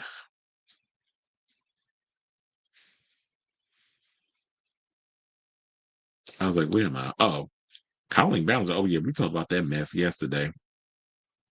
He lost it with his mom, Donda. Kim needs to keep the kids away from him. She needs a restraining order, but then he might have her on well, Kim got a lot of money. Trust and believe. She's not, because hold on, because I was like, wait a minute, because now when you was talking about that whole situation, I'm like, I may have to pull up that damn story with Kim Kardashian, where it's like she's considering the legal action situation. Because I was like, ooh, I could bring that up in the article, but I got it. Elon don't edit MAGA, okay? Coyote versus Acme has found. Well, yeah, I heard about that. That was one of the stories that I saw earlier, that Coyote versus Acme may be saved. Also, have y'all seen the new trailer for Ballerina, the new John Wick spinoff that's coming out with Ana de Armas? I just saw the trailer today. That shit look good. Now we know what John Wick's position is in the movie, because she's taking out these people that killed her family. The director, played by, who was also in John Wick Chapter 3, Parabellum, Angelica Houston, basically sends in John Wick to take her out, to take out Ana de Armas' character, because she's taking out all these people because she's seeking revenge. And I'm like, you better not kill her all, because we need potential spin-offs for the franchise. And it was good to see Lance Reddick in the movie, because, you know, he passed away. So I saw that. But yeah, I hope it's not. I hope it doesn't suck, because I love Looney Tunes. I grew up on Looney Tunes. I definitely want to see Coyote versus Abby. Like I told you, I don't be watching animations, but I will watch that. So it's Koonye is a narcissist, which is why he likes Trump so much, because Trump is also. I felt like Kim's robbery. That's what a lot of people were saying, and that's probably why Kim. I mean, maybe that's why Jay and Bay wasn't buying into it. And then there's the whole Jussie Smollett kidnapping.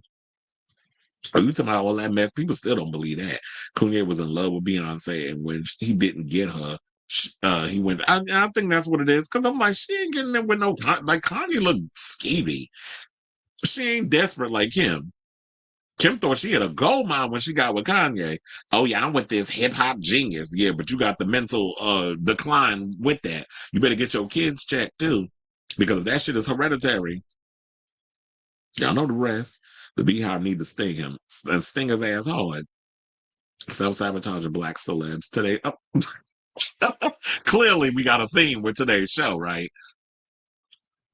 And then we got Jess Hilarious, we got Monique, and now we got. And it's funny, I didn't even think about it that way, but it's like you pretty much said it. It literally is a bunch of black folk out here sabotaging themselves and just saying a bunch of dumbness. Ignore the narcissist and he will disappear. How from your mouth to God's ears? Really?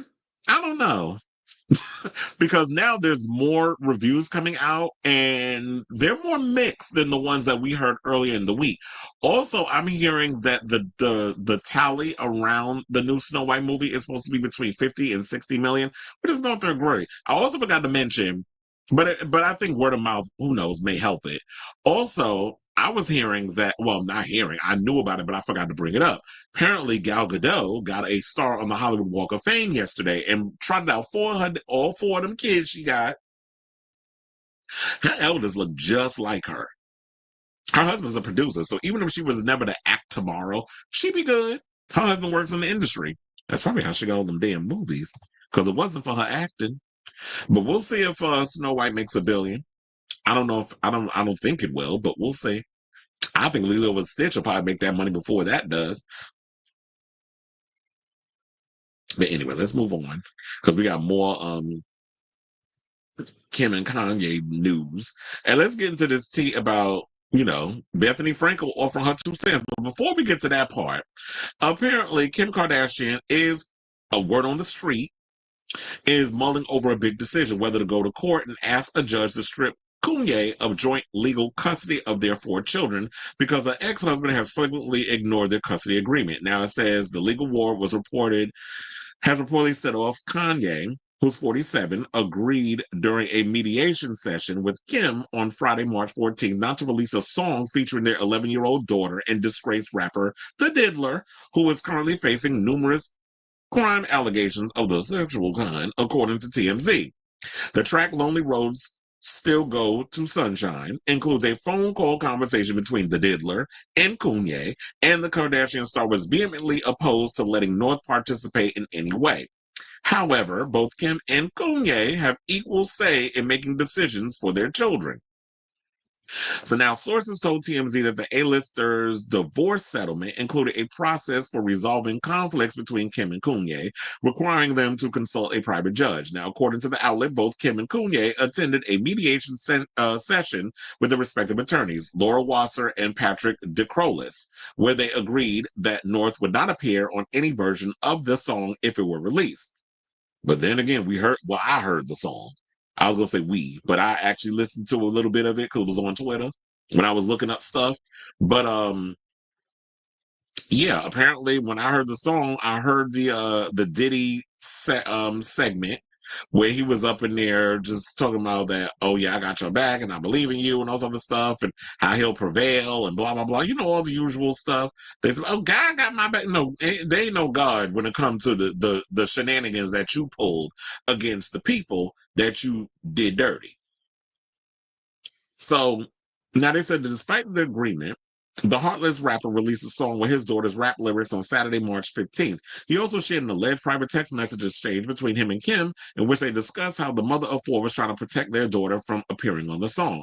Later that day, Koonye continued to air out their drama by slamming the Kardashian mob on Twitter. See, now this is, I don't understand how, if you're supposed to be a man about whatever, you have to always go on social media and interject us into your tight ass group chat so that way you can get some type of sympathy and empathy. I was like, child, if you don't stop messing with the things so I can go to the other picture. Thank you. So yeah, he went and said the following. I don't want to just, and he of course puts it in some freaking caps.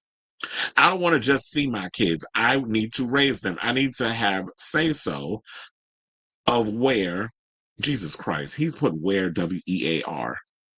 It's W-H-E-R-E. They go to school. He really is a college dropout. Quiet as it's kept. I think he's a middle school dropout. Because if you can't spell where, which is W-H-E-R-E instead of W-A-R, there's no hope for you, sir. And basically said where they go to school, who their friends are, and whose houses they sleep over, and put weather as in the weather. Like weatherman, W-E-A-T-H-E-R, it's W-H-E-T-H-E-R. Now I gotta come up here and be the English teacher. Saying my daughters wear lipstick and perfume, Ye wrote via Twitter on Saturday, March 15th. All these rights have been taken from me by the Kardashian mob, Hulu and Disney, and the bigger agenda to use the selectively bred Black children to be platforms to influence Black people. Wait, what? He said, and the bigger agenda to use the selectively bred Black children to be platform. Child, now, if anybody was in the sunken place, Kanye would be patient zero in regards of Get Out. And being, that type of person. Now, the next day, they said that he reiterated his point, saying the man makes the final decision. So now he's being misogynistic. He wants to be controlling. He wants to be able to say, I want my kids to wear this. They need to be going here. I want to be able to control every part of their whole situation. So you basically just want, but I can understand if you, as a parent, want to navigate your children to make sure that they're respectful, that they're not doing this, but we don't need you trying to pass on any kind of bigotry to your children. I don't know if the Kardashians is doing that with their kids. I hope, with them being half-breeds, that's all I ever heard, that they're learning about their Black history.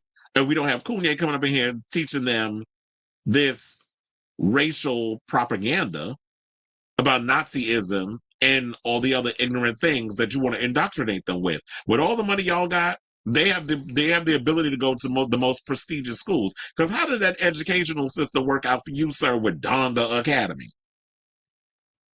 So now they're saying that with Kim, she's seriously considering going to court to ask a judge to strip him of joint legal custody. They said if Kim did choose to pursue legal action against Ye, it is reported that physical custody was not an issue, as he rarely sees their children, and she has encouraged their relationship with him. In addition to North, Kim and Koonye share 3 other children, as y'all know, Saint, Chicago, and Psalm. The report also noted that Koonye recently hosted an event where he encouraged attendees to wear swastika shirts, and she felt it was inappropriate for their children to be present at such an event. So if they're doing all of this, I definitely feel like she's got enough evidence to go against him in the court and strip him of his parental rights. And I know people, well, here y'all go, trying to take children away from a Black man. It goes beyond that. Because if this man has been selling up his own people for white approval, if he's out here spewing anti-Semitism, if he's out here spewing any kind of ignorant or discrimination against marginalized groups when he's a marginalized motherfucker his damn self, I don't care how much goddamn money he's got. He's a nigger at the end of the day. Let's call it what it is in the eyes of the white folks. So we're not going to sit up here and try to act, because he got money that he gets a pass, or because you a fan of his music from back in the day and not recently that he gets a pass. He does not. And if he's a danger to his children, if he's indoctrinating a bunch of BS on his kids, she need to step up and take them kids away from him. If he was doing what he needed to be doing as a fucking father, he wouldn't be in the position that he's in. So let's call it what it is. So let's stop all that, taking this one and keeping this one down. Go shove that shit up your ass. Because I'm tired of people with that. I understand what it's like to be dealing with custody battles and things, because I had a goddaughter that I had to raise. So when I come up here and I say shit, I'm saying it for a goddamn reason. And dealing with custody battles and her being in the position that she was in with her parents. Well, her mother wasn't of sound mind. And things of that nature. So when I come up here and I say things, I'm not just pulling shit out my ass. Let's be clear with that. And I'm saying all this because in case people try to come in the comments with they bullshit. So yes, Koonye need to have his right stripped. And I understand she wanted to do the right thing and don't want to be seen as the bad guy and have her kids resent her and all the other stuff. But at the end of the day, if this is what she's trying to do, I'm here to protect my kids. Now, in addition to that, let's get to what Bethenny Frankel had to say in regards of her giving some advice to Kim in regards of, you know, because she's apparently been keeping up with Kim and Koonye's feud. So she got on Instagram to offer Kim some free advice amid her ongoing war with Kanye. Because, you know, she's been through the whole court situation. Remember, she was married to Jason Hoppy for 2 years. It took her 10 years to get out of her divorce. And she's been dealing with a lot of stuff. Because I followed Bethenny back in the day. You know, back when I used to watch The Housewives of New York, I love me some Bethenny Frankel. And I even watched her Bethenny Ever After. I was watching all that. So I was fully a Bethenny, and I was invested in her whole situation. And seeing her get married to Jason, who kind of looked like a poor man's Gavin Newsom, by the way. And you know, I don't like Gavin Newsom, especially with the little stunts he's been pulling lately. But anyway, let me get to her clip. And then we're going to play what we got to say, and then we'll talk. Please hold. My advice to Kim Kardashian, as someone who has been through a horrific decade-long divorce on a 2-year marriage and got primary custody and no child support that I had to pay. So here's the deal. The media is focused on the trademark, like who owns the trademark of Northwest, because she's been featured on a Kanye Diddy song, which is alarming at best. Kim is texting Kanye, who's not a rational person, and she's texting him as if he's a rational person, and she should not be speaking to him at all. She should be speaking to him by proxy. Somebody else should be the one interacting with him because, again, he's not rational and he's sharing her texts, and that's a violation. In addition, people are focusing on the trademark when, in fact, it's about the decision making. She presumably or will have decision making. And that's so important in a divorce because people always focus on the custody time as they were focused earlier in their divorce. What's most critical is decision making, because God forbid something happens that's medical with the kids or education or something important, religion, big ticket items. You need a sane, rational, non-punitive party to be making those decisions. And if Kim has decision making, then it's irrelevant whether or not she has the trademark for her daughter, because a best interest of the child matter. A judge doesn't care about trademarks as much. Like, that's a business lawyer. A judge that focuses on custody matters is always focused on what is in the best interest of the child. And even if their agreement says something otherwise, the judge is always going to err on the best interest of the child. In my situation, I moved out of my apartment when I technically wasn't supposed to because it's called abandonment, but I made that judgment call because of circumstances going on within the house. The judge applauded that. In addition, I bought my own home, which you're not supposed to do because the finances haven't been sorted, but that also was applauded because it gave me a safe space emotionally to be with my child. So Judges are human beings. They are not only about the letter of the law when it comes to the interests of the child. My advice to Kim Kardashian. So everything that Bethenny said, I totally agree with. Where, especially, you know, at this point, I do feel like she needs to stop talking to him. He has violated your personal stuff. I understand that he probably thinks, well, she does a reality show. But not everything is revealed on a reality show. We always get to see a piece of what's going on in these people's lives. So if I'm parenting with you, then if I'm texting you on stuff, you should not be revealing anything that we're talking about in private because you need attention or whatever the case is. It's a rational person trying to speak to someone who is clearly irrational in their entire existence. So at this point, since you are violating my trust, since you're putting my kids' lives in danger because you want attention from social media, then I'm no longer speaking to you. Now we're going through a mediator. Now I'm going where she said a proxy, which is you're going to have to go through my lawyer. So if you want to see your kids, we need a middleman to come through this because I clearly cannot talk to you like a regular human being because you don't know how to act like a regular human being. So now we got to bring somebody in that we can have the conversation and deal with you, you know, with whatever kind of issues you got going on up in your damn noggin. So Kim, in my opinion, has had the cards in her corner the entire time. And he probably thinks that, oh, if I throw North on a song or whatever, then that equates to the fact that I'm not in the picture. That you want to walk around with Bianca and her, you know, double Fs hanging down to her freaking knees at 30, thinking that shit's cute. Where her back is probably killing her, you know, how you at 28 when your titty is basically the size of Aretha Franklin's? At who was in her 60s and 70s. So you're going around parading around your new wife, if y'all are actually married, doing all kinds of embarrassing things for attention. Like all of these raise the alarm. So I feel like Kim needs to take his ass to court, strip him of his parental rights. He's barely there anyway, according to the reports. And Kim is, I think, even alluded to the fact that Kanye barely spends time in these kids' life. But look, at the end of the day, y'all both laid down, you made your bed, and you got to lie in it. So I'm with Bethenny on what she had to say, especially given it from a legal standpoint. Now, what people said in the comments, because of course we need to go to those and see what the people were saying. One person said those kids have zero chance of becoming normal with either parent. Another person said Northwest is already showing signs of narcissism, poor parenting. Agreed, because I've already seen like North has been crashing out on her mother.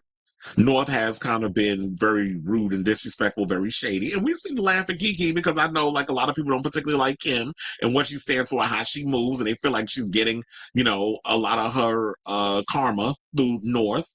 But still, what Kanye is doing, I feel like that's karma enough. They said a Koonye Diddy track featuring an underage girl, that's so effing sick. Well, child. And especially with the tea going on around Diddy and them alleged him messing with underage girls, it's giving Jeffrey Epstein tease. And Koonye is for it, which kind of makes us think, should we start digging into his past? Somebody said, let's not talk about someone else's kids. Or bitch, mind your fucking business. You ever let's not talk about someone else's kids. He took it to social media. So once you post stuff outside the group chat, and this is what what a lot of you slow folks don't seem to understand. Once people start airing their dirty laundry on social media, I'm going to speak on it. I'm going to give my advice. And Bethenny didn't come, she came in peace.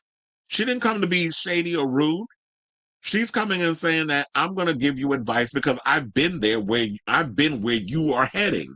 So let me give you some advice on social media. And who knows? I know maybe she should have called her in private, whatever, or DM'd her. I don't know what their friendship is. So she probably couldn't do that. But her putting this on social media, it also helps out other people who are in a similar situation. But of course, a lot of y'all about as deep as a pond. So, you know, she's not going to see that. There's another person said she really chose the wrong man to have children with. Another person said this is such a serious topic and I'm focused on the fruit salad. You want to know something? I was too. I'm not going to hold you, but I was looking at that fruit. I was like, ooh, that look good. I was like, ooh, I need to make me a fruit salad because I already know this summer I'm going to be eating a lot of fruit, a lot of, you know, what do you call it? Like the chicken Caesar salads. Like if I do salad, I got to have something up in it, like chicken or whatever the case is. Like I can't eat no lettuce and shit. Like they be trying to act like, oh yeah, that's some good healthy. No, it's not. I need to put some meat up in my stuff. So anyway, I say all this because I'm going off on a tangent. What do you guys think of this story in regards of Kim and Koonye and Bethenny's advice? I don't feel like there was anything she said that was wrong. I totally agree with what she said, and she's offering her some really good advice. And I do feel like, you know, at the end of the day, if you come with all this stuff, the judge don't care about brands or those other stuff. And unfortunately, when you are a child of two celebrities, you are a brand. And I heard that Kim has basically stepped in to take on the Kris Jenner role as in her momager of Northwest career. So she has to make sure that her kids are protected. And yeah, a lot of these kids, they have to have their stuff trademarked and all this other stuff, because then people are gonna go out here and take advantage. I believe that, I forget which Kardashian kid, they said they had to, like, they didn't have access to a trademark. They had to trademark the kids before. I think it might have been Chloe that had to do it. But yeah, you gotta come out here and you gotta do what you gotta do to protect your children. Unfortunately, yeah, they're a brand, and it is what it is. So I want to hear from you also. Let me know what you guys think of this story in the comments down below. Now, speaking of comments, I saw that we got a whole bunch. I was like, child, was I going a little too harsh with them reads? I was like, damn, did I go up a little too high? I probably did. You said ignore. Oh yeah, I did read that one. Most men hated it, but had a hard time to admit that Rachel can sing. But most dads, well, you know, didn't she win an iHeart Award? I believe there was like someone who I guess was I don't know if it was the soundtrack. No, Wicked won best soundtrack. But they had like the Broadway star for Romeo and so I think she won for Romeo and Juliet. She was up against Adam Lambert and a whole bunch of other people. What does she expect marrying a bipolar narcissist? Well, exactly. When two narcissists are together, you should already know, like, it damn sure is. Because I remember the other day, my energy was off. And I was sitting there like, why am I in a mood today? Like, people were pissing me off. And this was like a couple of days ago. Then somebody was like, today's the beginning of Mercury being in retrograde. I said, well, fuck. Now that makes sense. Why my energy is like, I want to fight. He had a school. Exactly. And the way the people was talking, like they ain't learned nothing up in there. Yeah, what does that mean? The block is hot. It said Chris on. Well, yeah, because you know I was just going into. What do you mean the block is hot? I was like, yeah, what happened? Oh, well, you know, it's a lot of drama going on, all kinds of drama. Yeah, I was like, ooh, today's gonna be a good one. That's why I said, let me just do 10 topics, because with all the shit I gotta spill, I gotta take my time with what we gotta do, like the topics and stuff. So we sure do. That's why I said, you know, as long as y'all got tea and stuff out here, y'all will keep me forever working. Y'all will keep me in business. You know, Sympathy Kim, you picked exactly. She picked them. But if you really want to go about some stuff, I say take Bethenny advice and get sole custody. Fuck that man. If you want to have his new breed of degenerates that he want to spew Nazi hate stuff to, then go get Bianca pregnant if she can have kids. And since you want to sit up here and allegedly accuse Beyonce of using in vitro fertilization, I bet not see your ass not near one fucking clinic where you got to stick a needle up in Miss Bianca. You need to fuck her and have make sure she had that baby naturally. I won't see you nowhere near any kind of in vitro or any kind of scientific anything to help you have any more kids. Since you want to come out here and try to accuse Beyonce of having in vitro fertilization, and if she did, so what? What is it of your concern? You ain't fucking her, and you never will. And that's probably why you going in on her, because you ain't never gonna get with Beyonce. You thought about getting up there and throwing shade at Taylor Swift and snatching her microphone and doing all that. You thought she was going to jump in your arms? No, she said, to the left.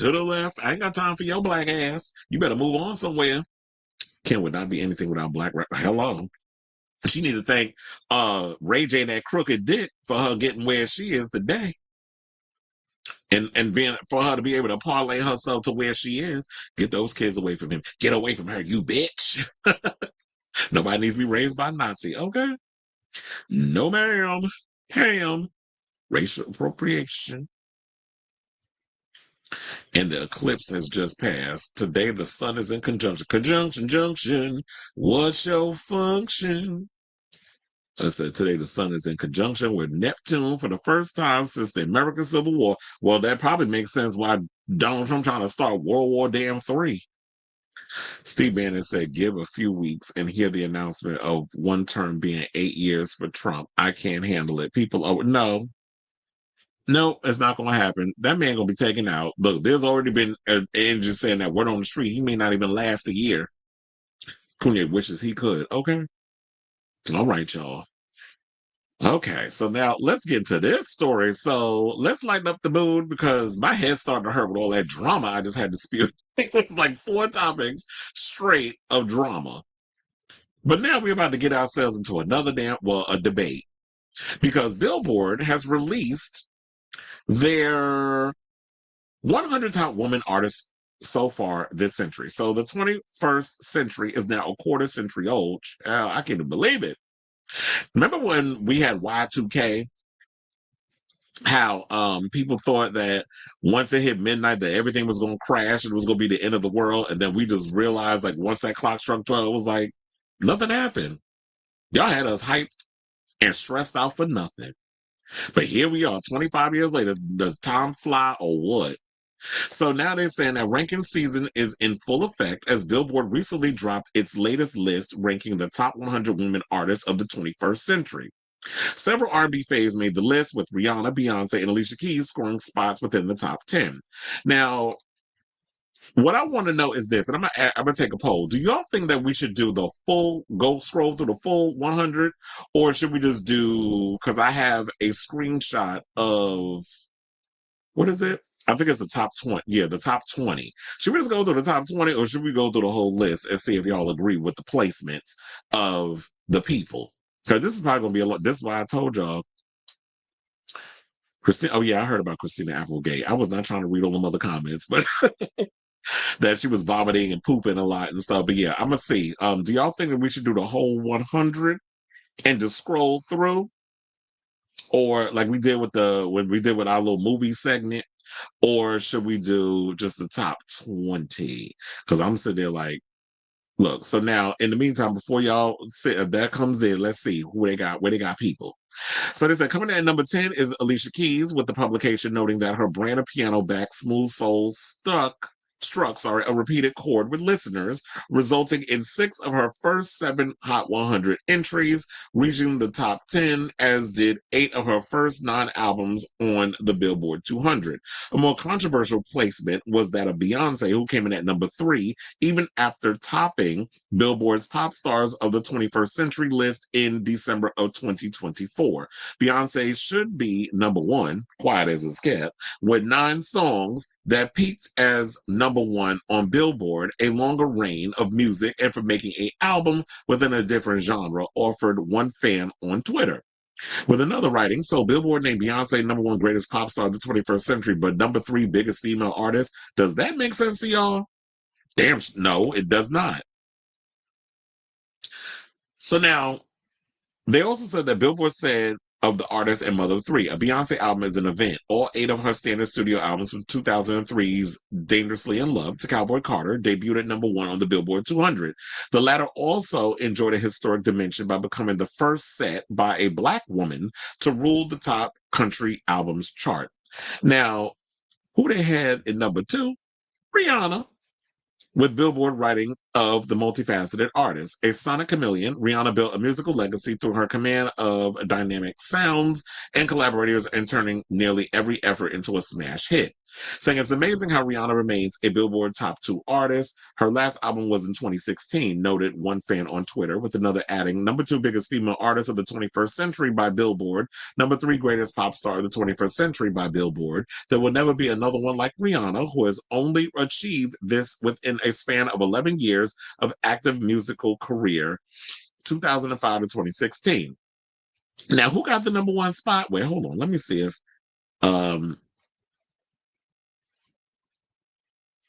oh, you saying like top 50, zoom past the first 25 and get more into them at top 25.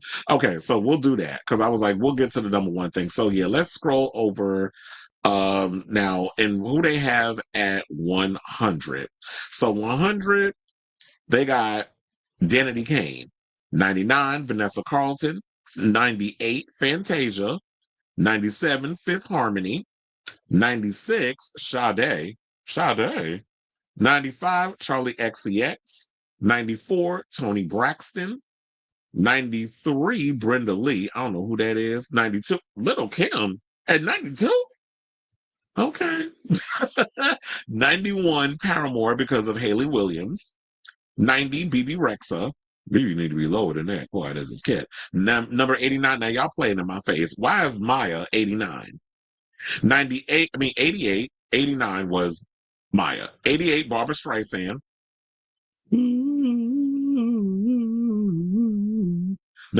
87, Kerry Hilson. 86, Reba McEntire. 85, Summer Walker. 84, Alessia Cara. I can't name not one day. Oh, wait. I was going to say I can't name one Alessia Cara, so I actually can. That You're Beautiful song. 83, Michelle Branch. 82, the band Perry because of Kimberly Perry. Jesus Christ. Hold on. 81, Fleetwood Mac because of Christine McVie and Stevie Nicks. 80, Chapel Roan. 79, Martina McBride. Ashley Simpson at 78. We have Jordan Sparks at 77. Susan Boyle at 76. I haven't heard that name in years. 75, Carly Rae Jepsen. 74, we have Gretchen Wilson. We have Hilary Duff at 73.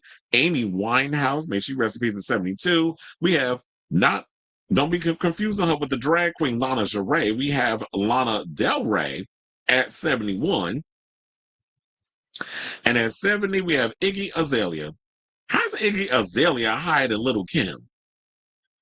Okay, so now y'all playing in my damn face in regards to this. Because ain't no way in hell Iggy Azalea higher than Lil Kim. Because if it wasn't for a Little Kim, there would be no whatever. Let's just continue. 69, Whitney Houston. Natasha Bedingfield at 68. Eve at 67. We have Shania Twain at 66, Jessica Simpson at 65, Sarah Bareilles at 64, Megan Thee Stallion at 63, Ellie Goulding at 62, Enya at 61, and Dido at 60. Now let's get to the 50s. They got Gwen Stefani from No Doubt at 59. Keisha Cole at 58, Leona Lewis at 57, Miranda Lambert at 56, Sia at 55, which sidebar, I heard she's getting a divorce from her husband. I saw that story come out today. Colby Kalat, or however the hell you say her name, 54, 53, Sheryl Crow, 52, we have Demi Lovato, 51, Camila Cabring, Sabrina Carpenter rounds out the top 50 at 50. Let's get to the 40s. 49, Pussycat Dolls. 48, Celine Dion. 47, we got Aaliyah. Because, this scrolling becomes some nasty work. 46, we have Sugarland from Jennifer Nettles from Sugarland. 45, Shakira. 44, we have Lorde. 43, Nelly Furtado. 42, Lizzo. How's Lizzo higher than Nelly Furtado? 41, Janet Jackson. And 40, we have Missy Elliott. Now let's get to the 30s. Amy Lee from Evanescence rounds out at 39. Sierra at 38. We have Halsey at 37. Now, y'all done played in my damn face. Why the hell is Madonna at 36? Y'all done lost your mind with that. Now, what they said about Madonna, let's get into this one. Because I got to read about the queen.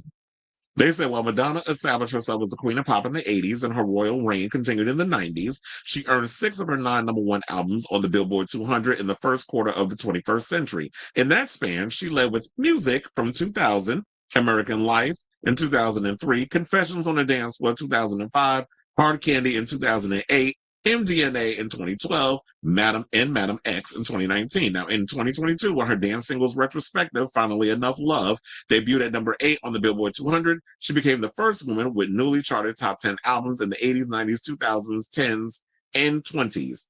On the Hot 100 since Y2K, Madonna has knocked 6 top 10s music, her 12th career #1 in 2000. Don't Tell Me, which came in at #4 in 2001. Die Another Day came in #8 in 2002. Hung Up, which debuted at #7 in 2005. 4 Minutes with Justin Timberlake and Timberland. #3, 2008, and Give Me All Your Lovin'. I hate that song, by the way. With Nicki Minaj and MIA, her 38th top 10, which came in at #10 in 2012. Well, it makes sense why that was her lowest charting song, because it's terrible. And she tried to sell it to us during that Super Bowl. Now, in 2023, nearly 40 years after Madonna first sent material onto the Hot 100, she returned with Popular with The Weeknd and Playboy Cardi. I'm still like looking at y'all done lost your damn mind by having Madonna down in the 30s. Like, if she has been someone who has been hugely influential in the 2000s, I mean, in those 5 decades, is she that low? But whatever. I know y'all just want us to get up in here and start fighting. But anyway, let's continue and see who else is on the list. Now, 35, Faith Hill. How is the Chicks and Faith Hill higher than Madonna? Because the Chicks is at 34. 33, Megan Trainor. All about that bass and no treble. Well, she's giving bass and treble. Number 32, Gwen Stefani. So she's charting twice. So you got Gwen Stefani, who's solo Gwen at 32. And then you had, no doubt, Gwen Stefani on the lower totem pole. How the hell is Gwen Stefani higher than Madonna? Gwen Stefani kind of peaked out during, I wouldn't even say that, I would say like after Holla Back Girl, like that whole era, the Lamb era, because The Sweet Escape wasn't that good of a record, quite as it's kept. I mean, they had a couple of cute songs on there, but it wasn't given what needed to be given. So I don't understand how the hell Gwen is higher than Madonna. Y'all really want us to be up in here fighting? Because that's what this is giving. But anyway, let me continue, because then I got to go and scroll through y'all comments. I got to scroll through the comments when I posted the top 20 on my Facebook page, because I know y'all got a lot to say about that. So yeah, Gwen is at 32, and Madonna's had way more hits than Gwen. Like, so when you think of that, because of her stint on The Voice, that gives her more cachet. She's more known at that point. That basically means she's more or less known for her being a TV personality than her music. So at number 31, they have Norah Jones. And then topping out the 30, we have Selena Gomez. Now, let's get to the 20s. Top 29, Ashanti. 28, Fergie. 27, Cardi B. 26, Kesha. And now we get into the top 25, because that's what Onyx was like, and I guess we'll all kind of agree. They said, let's do the top 25 on down. So I'll go through it, and then we'll even go through the comment. I mean, what they had to say. So at number 25 is none other than Miss Dula Peep. So they said, after Dula Peep established herself a pop star on the rise in 2016 with her first Hot 100 hit, Blow Your Mind, the singer-songwriter became a superstar during her Future Nostalgia album cycle and a string of effervescent hit pop dance singles of 2019 and 2021. Among them, the number 22 peaking Levitating, which went on to become the #1 song on Billboard's Year in Hot 100 Songs recap in 2021. In the first quarter of the century, Dula Peep logged 11 top 40 hits on the weekly Top 100, plus 4 top 40 albums on the Billboard 200, including Future Nostalgia and Radical Optimism. Now, Future Nostalgia came in at number 3, and Radical Optimism came in at number 2. But if you ask anybody, people wasn't really feeling or featuring Future Radical Optimism. Now, 24, they picked Doja Cat. So Doja Cat has made the most of her 5 years as a Billboard charting hitmaker. In 2019 and 24, the rapper-singer sent 25 songs onto the Hot 100, including 8 top 10s and 2 #1s. Say So featuring Nicki Minaj. In 2020, the Paint the Town Red in 2023. She also landed 8 #1s on Billboard's Pop Airplay chart, including 4 in 2022 alone, as she joined Taylor Swift and Lady Gaga as the only woman in the chart history to tally that many in a single year. Doja Cat has also sent 3 most recent album, her most recent albums into the top 10 on the Billboard 200. Hot Pink in 2020, Planet Her in 2022, and Scarlet in 2023. And I heard that she is working on the music. Now, number 23, Mary J. Blige. They said, dubbed the queen of hip-hop soul, Mary J. Blige reshaped the boundaries of a classic sound, marrying soul, pain, heartbreak, and pursuits of love and streetwise autobiographical storytelling that resonated with a rap-raised generation. Because I will say, yeah, she is the queen of hip-hop soul. Because when I grew up on Mary, I was like, nobody was doing it like her. And I remember one time I said to one of my older friends, I said, she is my generation's Aretha Franklin. He got mad. I'm like, what you get mad for? I'm like, I'm not trying to say that she's singing like her, because, you know, Mary be having some, you know, when she be doing her little yang stuff, it'd be a little sharp in some points, a little pitchy in others. But for the most part, we got with Mary because Mary was giving the emotions. And to me, it was just like that struggle of feeling like what it was like to grow up in the hood and going from the hood to Hollywood and seeing like, you know, Diddy having his influence on how to help, you know, her look like she was giving like ghetto fabulous glam. And we ain't never seen no style of fashion and stuff looking like that. Whereas like somebody from the hood is kind of giving like that, just looking expensive. It's like you got the hoodness with you, with the look, the edge, the fashions and all the other stuff, and then giving a little glam with it. So, and then also somebody speaking their truth and all that pain coming through. Now these days, Mary is, you know, it's like, girl, no, stop putting on the music. But all her earlier stuff, you know, I'm here for it. So they said from the jump, Blige connected with audiences, landing 4 top 10 albums on the Billboard 200 and 17 top 100 hits, or Hot 100 hits, including 3 top 10s in the 1990s. In the new century, Blige's brand peaked with 2 massive hits. Her first Hot 100 number 1, 2001's Dre-produced Thumpin' Family Affair, and introduced Hateration, Holleration, and Dancery. Because that's what I'll be saying on this show. Ain't no hateration or holleration in this dancery. And Be Without Your Romantic Ode that spent a then record 15 weeks at number 1 on the Hot R&B Hip Hop Songs chart in 2006. Be As They weren't the only crown jewels in her royal collection, as she notched 26 Hot 100 hits and 11 top 10 Billboard 200 albums in the first quarter of the century. Now, I remember y'all said that Jennifer Lopez, at least she's not on the list. I said, yeah, she ain't in the top 20, but she on the list. And she comes in at number 22. Number 22. I was like, damn, I can't even talk. So, after the release of her second studio album, J-Lo, the Bronx native continued her path to superstardom via a vast array of talents. Jennifer Lopez delivered a 1-2 punch in 2001, placing her sophomore project at number 1 on the Billboard 200. Her first two champs and the romantic comedy The Wedding Planner at the top of the U.S. box office, becoming the first entertainer ever to achieve such a concurrent rule. She also scored 3 of her 4 career Hot 100 number 1s in the 21st century, I'm Real from 2001 and Ain't It Funny in 2002, both featuring Ja Rule and All I Have featuring LL Cool J. Well, y'all have to also be clear, there are different versions of Ain't It Funny and I'm Real that was on the J-Lo album, but y'all are referring to her getting the bigger hits when she collaborated with Ja Rule in Murder, Inc. and the Ashanti sprinkleization of it all on them tracks. Because those are 2 different versions. So now at 21, they have Olivia Rodrigo. Few artists have soared in the way that Olivia did in 2021. Outside of one Disney Channel soundtrack cut, her first proper single, the ubiquitous Driver's License, debuted atop the Hot 100, and her first album, Sour, bowed at number 1 on the Billboard 200. The LP also generated the Hot 100 number 1, Good For You, while Rodrigo topped the chart again in 2023 with Vampire and Guts, respectively.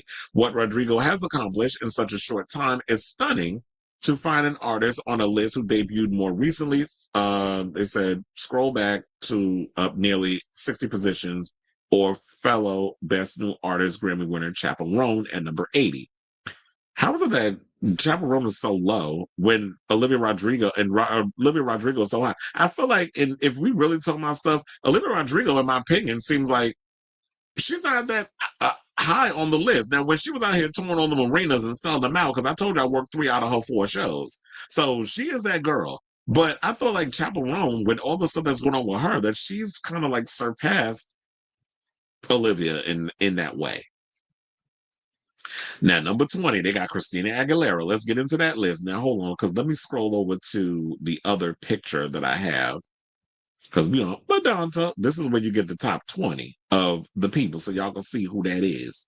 So now Christina Aguilera gave the top 100, or gave the Hot 100 its first number 1 of the 21st century when What a Girl Wants replaced Santana Smooth featuring Rob Thomas. Oh my God, that song was everywhere back in 2001. Atop the list in January 2000. She landed another leader later that year, one in 2001 and one more in 2011, as featured on Maroon 5's Moves Like Jagger. In addition to posting 5 of her 6 top 10s in the Billboard 200s this century, she diversified her portfolio with a Spanish language album, a holiday record, a greatest hits collection, the soundtrack to her starring turn in burlesque, and a roundup of early demos and A Partridge in a Pear Tree. Now, number 19, they got Avril Lavigne. Per a 2018 Billboard cover story. Now, if you want to know, you're talking about Olivia Rodrigo. Avril walked so Olivia can run. Also, Courtney Love from Hole, because she got a little bit of her in there too. Now, per a 2018 Billboard cover story, Lavigne's gloriously unapologetic sense of whatever dude entitlement and jagged pop sound, yeah, because she was very Alanis Morissette coded with a lot of her style of music, and they both Canadian, so it makes sense. Has inspired artists from Taylor Swift, see the Lavigne-esque breakdown of Shake It Off, to an ascendant new generation of indie rockers like Soccer Mommy. The singer-songwriter made her debut chart arrival with 2002's Complicated, her first of 5 top 10s in the Hot 100, a total that includes the 2007 number 1 Girlfriend. Her debut LP Let Go became the first of her 6 top 10s on the Billboard 200, a haul most recently rounded out by Love Sucks in 2022. She posted 2 number 1 sets, 2004's Under My Skin and 2007's The Best Damn Thing. Number 18, we're going with SZA. So they say, gotta love when someone lives up to the hype. Now, since her first independent release in 2012, SZA's growing profile of EPs and co-writing credits elevated her among the industry's most anticipated projects. But between delays and public disagreements with her label, questions mounted. Could her debut album meet expectations? Would it even come out? Well, we already know the answer to that because in 2017, her album Control opened at number 3 on the Billboard 200 and never exited the chart for the rest of the first quarter of the 21st century, while singles Love Galore featuring Travis Scott and The Weeknd put her on her way to 30 top 40 Hot 100 hits in 2017 to 2024. Despite a 5-year gap until 2022 for her next album, any concerns for a sophomore slump were erased. SOS stormed to a number 1 debut and didn't surrender top slot for 10 weeks. It housed 5 top 10 Hot 100 hits, including her first leader, Kill Bill, and the number 2, Snooze, and broke several R&B chart records. Who knows when SZA's third album will come out, but based on that track record, it certainly would be worth the wait. Well, I don't know. I can't really get into SZA. I always felt like she's a little overrated, but if y'all like it, I love it. Number 17, we got Destiny's Child. Now, the hit-making Houston quartet of Beyoncé, LaToya, Latavia, and Kelly Rowland strutted into 2000 on top of their game. Now, the writing's on the wall, which of course was like where they broke out, and the album I bought. I remember the first time I heard Destiny's Child, I was at Six Flags, and I was like, "Oh, what's that?" And that's what got me into their music. So yeah, the writings on the wall gave us hits such as Bills, Bills, Bills, and Say My Name, and Jumpin' Jumpin', which debuted at number 1 and number 3. What was it? I think they were both at number 1. And Jumpin' Jumpin' came in at number 3. That winning run, however, nearly collapsed as Luckett and Robertson departed the group and filed a lawsuit against Matthew Knowles, the group's manager and Beyonce's father. A potential career-ending drama turned into a minor speed bump has 2 more number 1 anthems, Independent Woman Part 1 and Bootylicious, and 2001's Billboard 200 leader, Survivor, all with new members Michelle Williams, reaffirmed the group's standing. After a brief hiatus for solo projects, the trio reunited for 2004's Destiny's Fulfilled, and released a 2005 Best of Collection #1s, which fittingly debuted in the Billboard 200's top slot.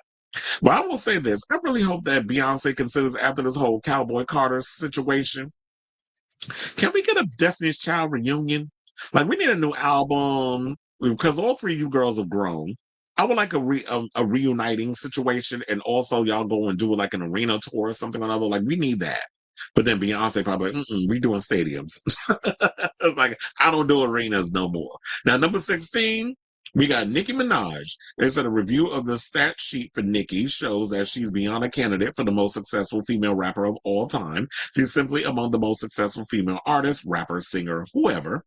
Dating to her 2010 Hot 100 debut, Minaj logged 148 entries on the chart through the end of the first quarter century, and in the process became the first woman to ever reach the triple-digit mark.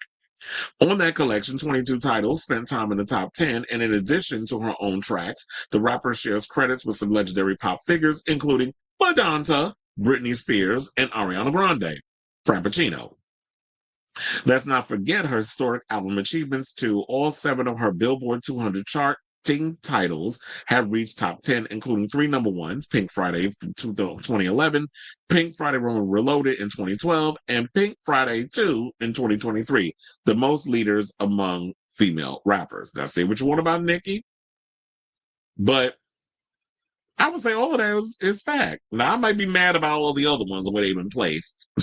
But yeah, that makes sense. She is one of the most successful female rappers of all time. Like, she was able to take all the things in the past and make it work for her.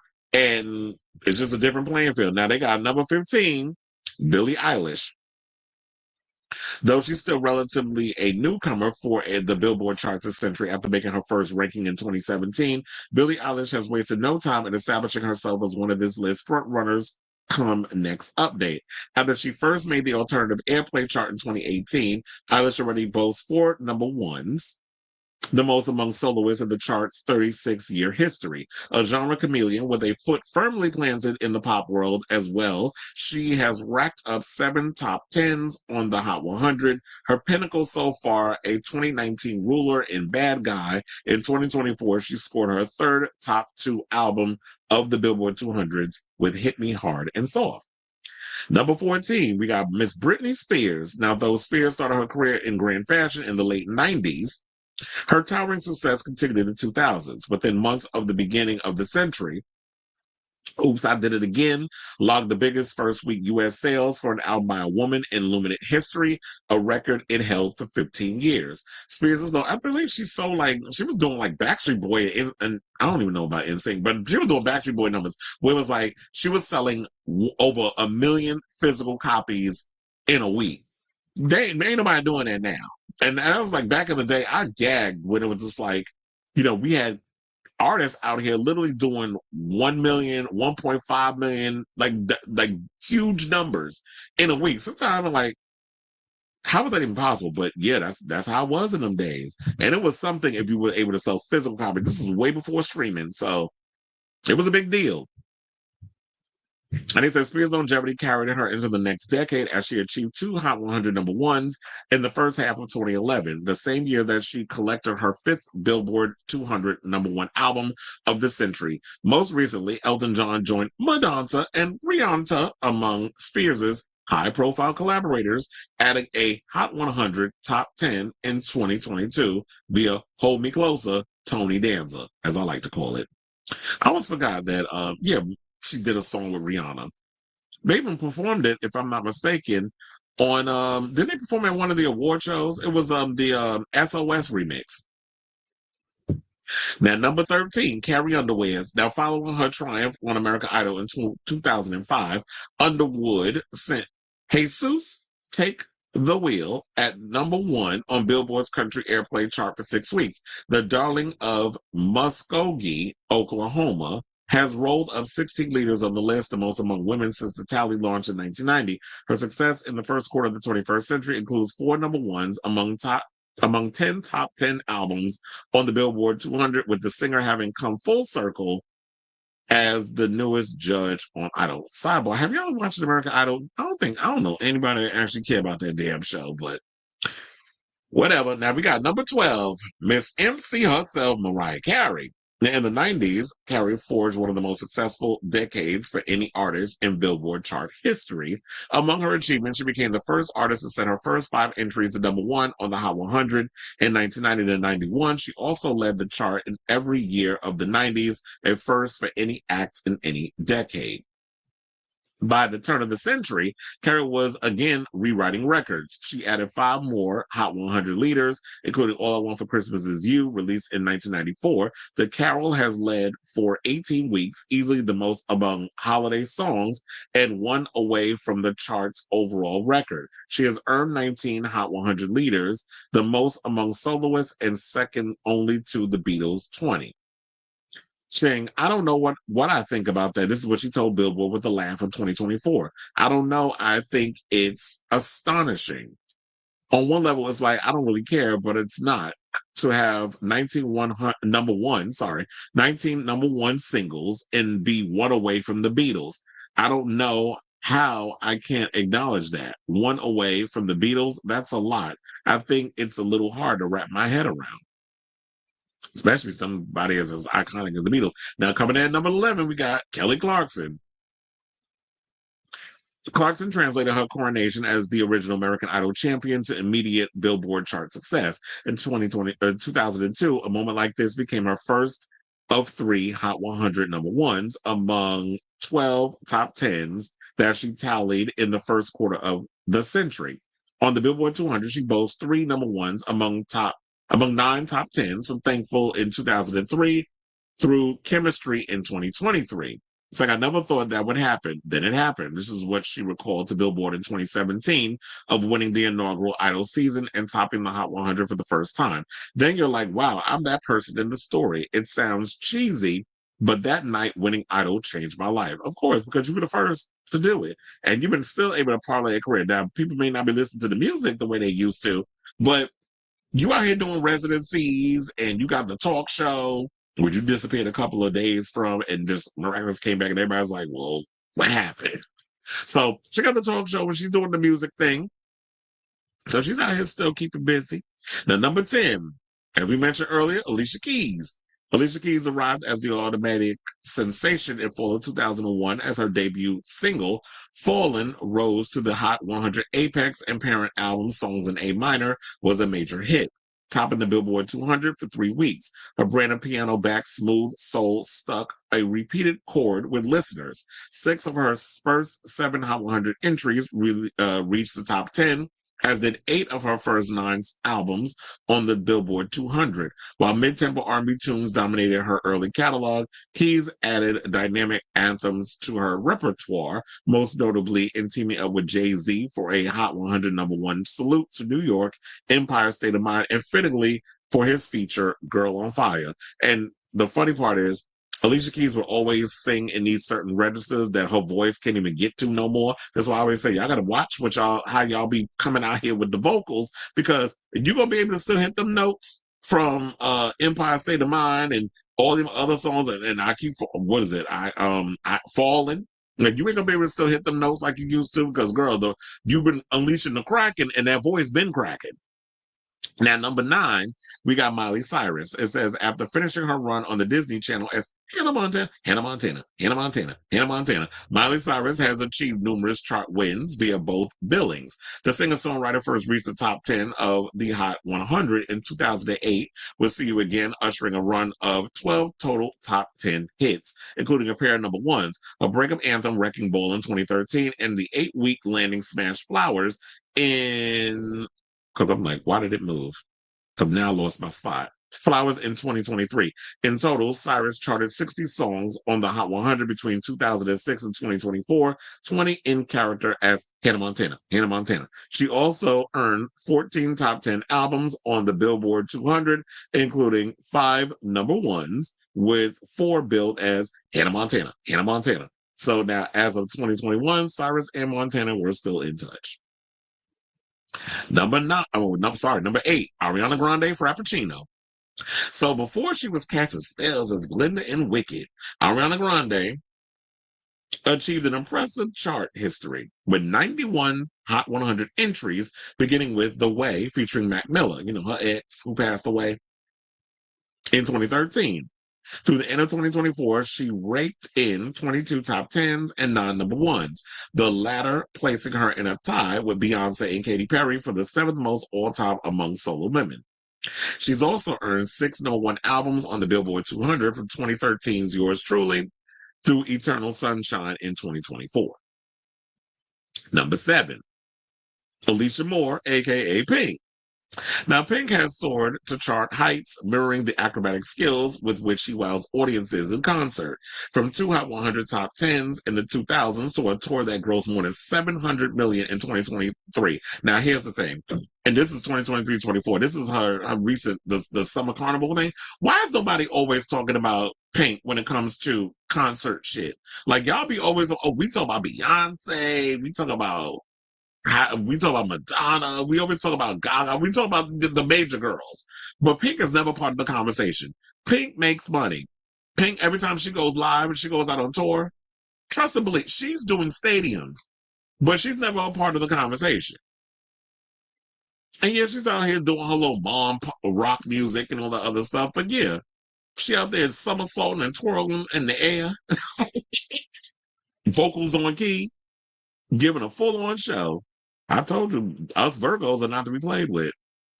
But anyway, so they said that Pink has been a high-flying act on Billboard charts throughout the 21st century. Now, in between, she scored 13 additional top 10 singles, including 4 number ones and 9 top 10 albums in the Billboard 200, including 3 chart-topping sets. Greatest Hits So Far was released in 2010 and lived up to his name, collecting many of her most iconic songs. But arriving before she logged more top 10s, Pink has traveled the CD, iTunes, and streaming eras while bouncing across genres via collaborations with Eminem, Nate Ruess, and Chris Stapleton.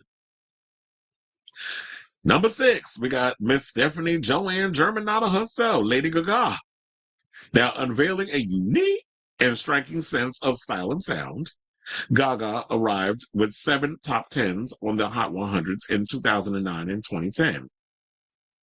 Her debut album, 2008's The Fame, landed in the top 10 of the top Billboard 200 albums of the 21st Century Roundup and surpassed 400 weeks on the chart until the second quarter of the century. Chart honors continued. Born This Way became her longest leading Hot 100 hit with 6 weeks in 2011.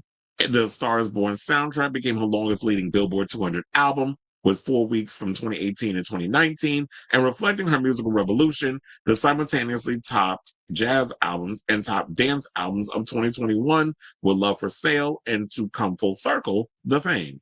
Saying, I've seen Little Monsters be so amazing for almost 20 years. This is what she told Billboard upon the release of her new album, Mayhem. All I ever wanted to do was make something that you press play and you feel good and the duration of the record, and maybe you play it again. Well, I will say mission accomplished, sis. Now we get into our top 5. And here's the thing. I know we talk a lot about Miss Perry, but why the hell is Katy Perry above Lady Gaga? I don't get that, but let's read why they put her there. So now they said Perry made a fab Billboard chart entrance with I Kissed a Girl, which I don't truly believe she ever has, from her album One of the Boys, led the Hot 100 for 7 weeks in 2008, tying the Beatles' I Want to Hold Your Hand for the longest reign for a first hit among Capitol Records releases. 2010's follow-up LP Teenage Dream, her first number 1 on the Billboard 200, took her to further heights, joining Michael Jackson's Bad as the only album ever to generate 5 number 1 singles, each on the Hot 100. Probably thanks to Bonnie McKee and Dr. Puke. The eventual American Idol judge also ruled the Billboard 200 with Prism in 2013 and Witness in 2017. 2 mediocre-ass albums, by the way. Well, Witness was. Prism actually is, like, tolerable. She added her 6th and most recent top 10 with 143 in October of 2024. She says, I like songs that make you move. And you also like songs that are dated, she said about her sound last year. And I hope that you will be moving with me in the future. Well, nobody was moving with 143, child. that album, 143 was a 5150. Now, number 4, we got Adele. So they said Adele, after Adele's debut album, 19, introduced her in 2008 with its hit single Chasing Pavements. Each subsequent album from the entertainer has been an event unto itself. Her sophomore project, 21, spent a staggering 24 weeks at number 1 on the Billboard 200 in 2011 and 12, the most weeks atop the list of any album by a woman. It became the first album to be number 1 on the year-end Billboard 200 albums chart in 2 different years, 2011 and 2012, since Michael Jackson's Thriller ruled in 1983 and 84. They also said 21 also spun a trio of Hot 100 topping singles in Rolling in the Deep, Someone Like You, and Set Fire to the Rain. She also returned in 2015 with 25, which sold 3.38 million copies in its first week in the U.S., the single's largest sales week for the album since Luminate began tracking sales in 1991. 25 spent 10 weeks atop the Billboard 200, was the year-end number 1 Billboard 200 album for 2016, and spawned the 10-week Hot 100 number 1. Hello? Her 4th album and most recent studio project, 30, arrived in 2021, spent 6 weeks at number 1 on the Billboard 200, and brought us the number 1 Hot 100 hit, Easy on Me, which ruled for 10 weeks. So when we see new music from Adele, well, it could be a while, as her final night of her 100-date Las Vegas residency on November 24, 2024, she told the audience, I don't know when I'm next going to perform again. I'm actually shitting myself about what I'm going to do. I don't have any effing plans. Now, let's get to top 3, which they got Miss to the left, herself, Beyonce, which I'm no shade, but if we're doing top 3, Beyonce should have been number 1. Y'all playing in our face with this. But anyway, let's entertain the buffoonery. So from 03 Bonnie and Clyde to 7-Eleven, 1+1 and 16 characters. Well, it seems like Beyonce loves numbers. Beyonce done it all. Beginning the quarter century as a member of Destiny's Child, she catapulted into solo superstardom in 2003 with her debut single. So she's been doing the solo thing for about, 21 years, almost 22 years? Featuring then boyfriend and future husband Jay-Z, soaring to number 1 on the Hot 100 for 7 weeks. It marked the first of her 9 solo leaders, though through 2024's Texas Hold'em. Now, while her 2000s output was predicated on making hits, Beyonce shifted to the 2010s to experimenting with albums in form and sound. She eschewed traditional release strategies with the surprise release of her 2013 7th self-titled debut, or self-titled set, I should say, expanded into visual artistry with Beyoncé and 2016's Lemonade, and injected new sounds into her discography through 2022's dance-heavy Renaissance and 2024's country-focused Cowboy Carter. Through all the exploration, a single truth remained. A Beyoncé album was an event. All 8 of her standard studio albums, from 2003's Dangerously in Love to Cowboy Carter, debuted at number 1 on the Billboard 200. The latter also enjoyed a historic dimension by becoming the first set by a Black woman to rule the top country albums chart, which, some of y'all still big mad about. All right, so now let's get to number 2. We got 2 left. Father, we at the end of the road. We made it. We made it. We made it. And number 2 would be Rihanna. A sonic chameleon, Rihanna built a musical legacy through her command of dynamic sounds and collaborators, and turning nearly every effort into a smash hit. Her abilities were on display off rip as her debut single, Pon de Replay, cruised to number 2 on the Billboard 100 in 2005. Says she didn't play second fiddle for much longer. By her 3rd visit, with 2006's SOS, Rihanna unlocked the coveted number 1 spot, and a decade later, she had claimed 14 number 1s. Is the most for any artist in the first quarter of the century, and 3rd most all time. Versatility was instrumental in her success, as her chart-topping collection embraced pop, R&B, dance, and dancehall tunes, and as perhaps the most sought-out feature artist of her era, helped singles by Eminem twice and T.I. capture the penthouse. And yeah, she was that go-to girl in regards of being the hook chick.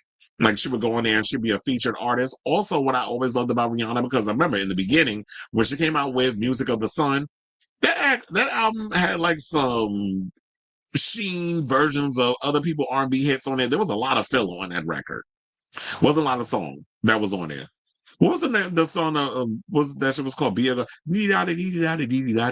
I did like that song. I can't remember the name of that, but I love that song, and of course I love Ponder Replay. So I did like some songs on it, but that album was full of filler. Remember at one point it was trying to make Tierra Marie that girl, and Rihanna was supposed to kind of just be this chick that they was looking was gonna flop, but Rihanna was like, "I'm gonna fix y'all ass," and look where she is. She the biggest star, and I don't know where the hell Tierra Marie at. And that's no shade to Tierra Marie, but I'm just saying based on because they came out around the same time. But what I liked about Rihanna, I feel like it wasn't until she did the SOS track, which featured Tainted Love, a sample of Tainted Love by by Soft Cell, that people was like, you know what, let's stop trying to make her like this standard R&B pop type girl. She's someone who's an international chick. Let's tap into the international sounds. She could do reggae. Let's tap into her. Well, they was already tapping into that, but they really went edgier with it. And they were like, let's just tap into a lot of the international waters because she's an international girl. So let's play into that. Whereas like she has that crossover appeal. So let's do the dance hall. Let's do the dance music, which we got with Loud. Let's do the EDM, if you want to call it that, you know, if you want to talk about specific genres. And then, you know, with the Soft Salsa, it was like it had that R&B pop sound, but it also featured a lot of those electronic elements. And people was like, oh yeah, we could see definitely her doing that. And and the visual and the fashions and everything went with it. And then once she came in with Umbrella, bitch, it was just like skyrocketing to fame, and we saw like how that was. And then she was putting out 8 albums in 8 years, which was sorcery. That's like some dark-sidedness that she was able to do that, which I understand now why after Anti she has yet to put out a new album. And she's saying that she's finally found the thing that she's ready to put a record together. So I'm definitely curious to hear what this next album is going to sound like. So yeah, they said that she released 8 studio albums in 2005 to 2016. And all 8 of her studio collections reached the top 10 of the Billboard 200, highlighted by 2 number ones, 2012's Unapologetic and 2016's Anti, while she's yet to release an album since the Obama administration. But who's clocking? Her number ones, 32 top 10s, and 63 total Hot 100s hits more than enough material for fans to replay. And they spelled R-I-H. Well, you know, they had to be with the corny puns. But yeah, it's like, even if, like I always said, even if Rihanna decided not to put out another album, we got enough songs from her. We got enough hits that's going to last us a lifetime. I still listen to Rihanna's music. I'll still be out here bumping her. So, and like I said, yeah, even if she don't put out another record, we got enough bops from her. So not everybody needs to always just put out a record for the sake of putting out a record. If there's nothing there that's going to influence what, you know, the creativity and the artistry, then I'm not going to put it out. But let's get to our number one artist, and that's none other than Beyoncé, aka Taylor Swift, aka Tay Tay. So they said this is a song called Tim McGraw. For those of you who haven't heard it and think I'm weird right now, I'm just going to go ahead and explain myself. Taylor Swift, then 16, previewed her performance of her debut hit in the kitchen of Billboard's New York office in 2006, saying, quote, "It's not easy. It's not really about Tim McGraw, and I'm not a stalker." She reassured staffers. Before starting to strum the song, she added, "This is a song that's on your charts right now."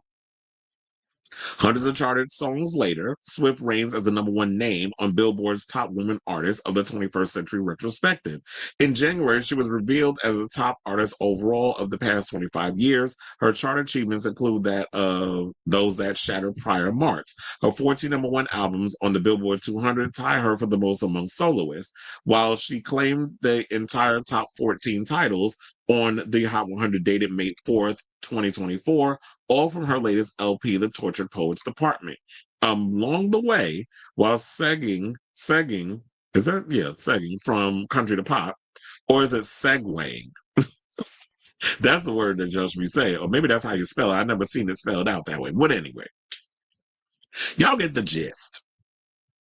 Now I lost my space because I'm having a damn moment. Okay, this says, segueing from country to pop, she has cradled 14 Grammy Awards, becoming the first act to win Album of the Year 4 times, staged a record-breaking The Eras Tour, and advanced artist rights by re-recording 4 of her first 6 LPs, which I'm tired of y'all giving Taylor that credit. She may have been able to mainstream it, but JoJo did that first. Y'all gonna give my girl JoJo her flowers. But yeah, JoJo was the one that was out here re-recording her past music before Taylor Swift got on it. But Taylor Swift was actually able to mainstream because she was a big star, whereas JoJo was going through her stuff with Black Round. But anyway, so in 2019, Swift was named Billboard's Woman of the Decade in a long-form interview. She reflected on her career arc and her love and appreciation for those who have been by her side, including her cats. Not her cats, child. Well, they did make comments about cat ladies, or manless cat ladies. What was that Miss Mama Maybelline said, the vice president? And said, I wouldn't give myself any advice. I would have done everything exactly the same way. Even the really tough things I've gone through taught me things that I never would have learned any other way. Well, I've always said that. Everything happens for a reason. Don't deny, your situation just because, what would you have done differently? It was like, if I didn't go through it, I wouldn't learn the lessons. Everything I always feel that happens to us in life is actually a teachable moment. Things aren't happening to you, they're happening for you. That's what I've learned as I've gotten older. So yeah, she also discussed how women artists are treated differently than male counterparts, saying, I hope people can call out if you see a Grammy prediction article, it's just 2 women's faces next to each other and it feels a bit gratuitous. No one's going to start out being perfectly educated on the intricacies of gender politics. The key is that people are trying to learn, and that's great. So yeah, that's the full list. And let me read some of these comments so I can hurry up and get off here, because I feel like I spent like 45 minutes on this. But it's a lot. It was 100 artists, so we had to go into it. So I posted this on the top 20 on my Facebook page, and I had a lot of people who liked, shared, and commented. So Robert said, never in a million years that I think the underdog that Pink is would perform better than Britney Spears and ex-Tina, her 2 biggest contemporaries. Another person said, no way. Another person said, I know this list is going to ruin some people's day, and I hope it does. Another person said, as if Madonna's missing. Well, yeah, we had her in there. She's number 36. And I guess, Robert says for an 80s act, that's pretty good. Then the person responded and said, Madonna needs to be top 20. She's an icon in change music history. But I do agree with that. Then another person, at least Hannaford isn't on the list. And you already know, we read it. She is on the list. She does not in the top 20. She's in, I believe, the top 30. Then another person posted Mariah Carey. Another person said Emancipation of Mimi and Merry Christmas has kept Mariah's legacy strong this century. She's a legacy act now. Yeah, she's been a legacy act. Where y'all been? Another person said, Mind My Business. Another person said, the fact that Avril made it and Madonna didn't tells me this is a trash list. The other person says, Cher will outlive all of them. Oh my God, I just realized we didn't even mention Cher. Cher wasn't even on the list. Why is Cher not on the list? I never realized that she's not on there. Then somebody posted Destiny's Child question mark with laugh emojis. Another person said Madonna ain't had a hit in a long time. Lies you tell. Madonna has been on the list. Another person said Beyonce will always be number 1, period. She has more talent than everyone on that list, and they all respect her and look up to her, period. Taylor Swift is not talented at all. She is just number 1 because she is a white girl privilege at its best, because she can't sing or dance and hasn't been out longer. That Beyonce at all. And Rihanna, bye. She can't sing either, and she doesn't do music anymore. So what? Well, look, y'all didn't look at the list, and it was explained. I'm done reading. So, at this point, I'll leave it up to y'all. I'm definitely curious to hear what you guys think of this long list that I had to read, because it was like 100 comments. I mean, not 100 comments, but 100 women I had to go through in regards to this whole situation. So I definitely want to hear from y'all. Whatever your thoughts are, let me know in the comments down below. And Jesus, let me scroll up because I do have a lot of comments.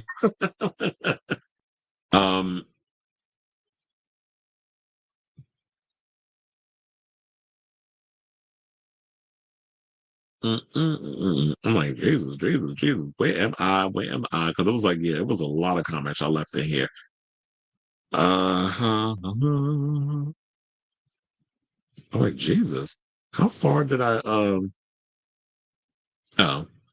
let me go back. Now I went up too far. This is a headache about like trying to read comments. Oh yeah, I'm almost there. Almost. This is what happens when you do a live. Did I read that one? I think I did. Oh yeah, I did read these. Hold on. Oh, you said do Chris Owens. Oh yeah, I read that. Damn, I'm just like, I went way high. Because we got these Kim Kardashian comments. Look, today was a busy show. We had a lot of craziness going on. Oh yeah, I saw the. Oh, you said Alicia, my fave top 20. We here now. I said top 40. Yeah, that would have been a good idea if we did top 40.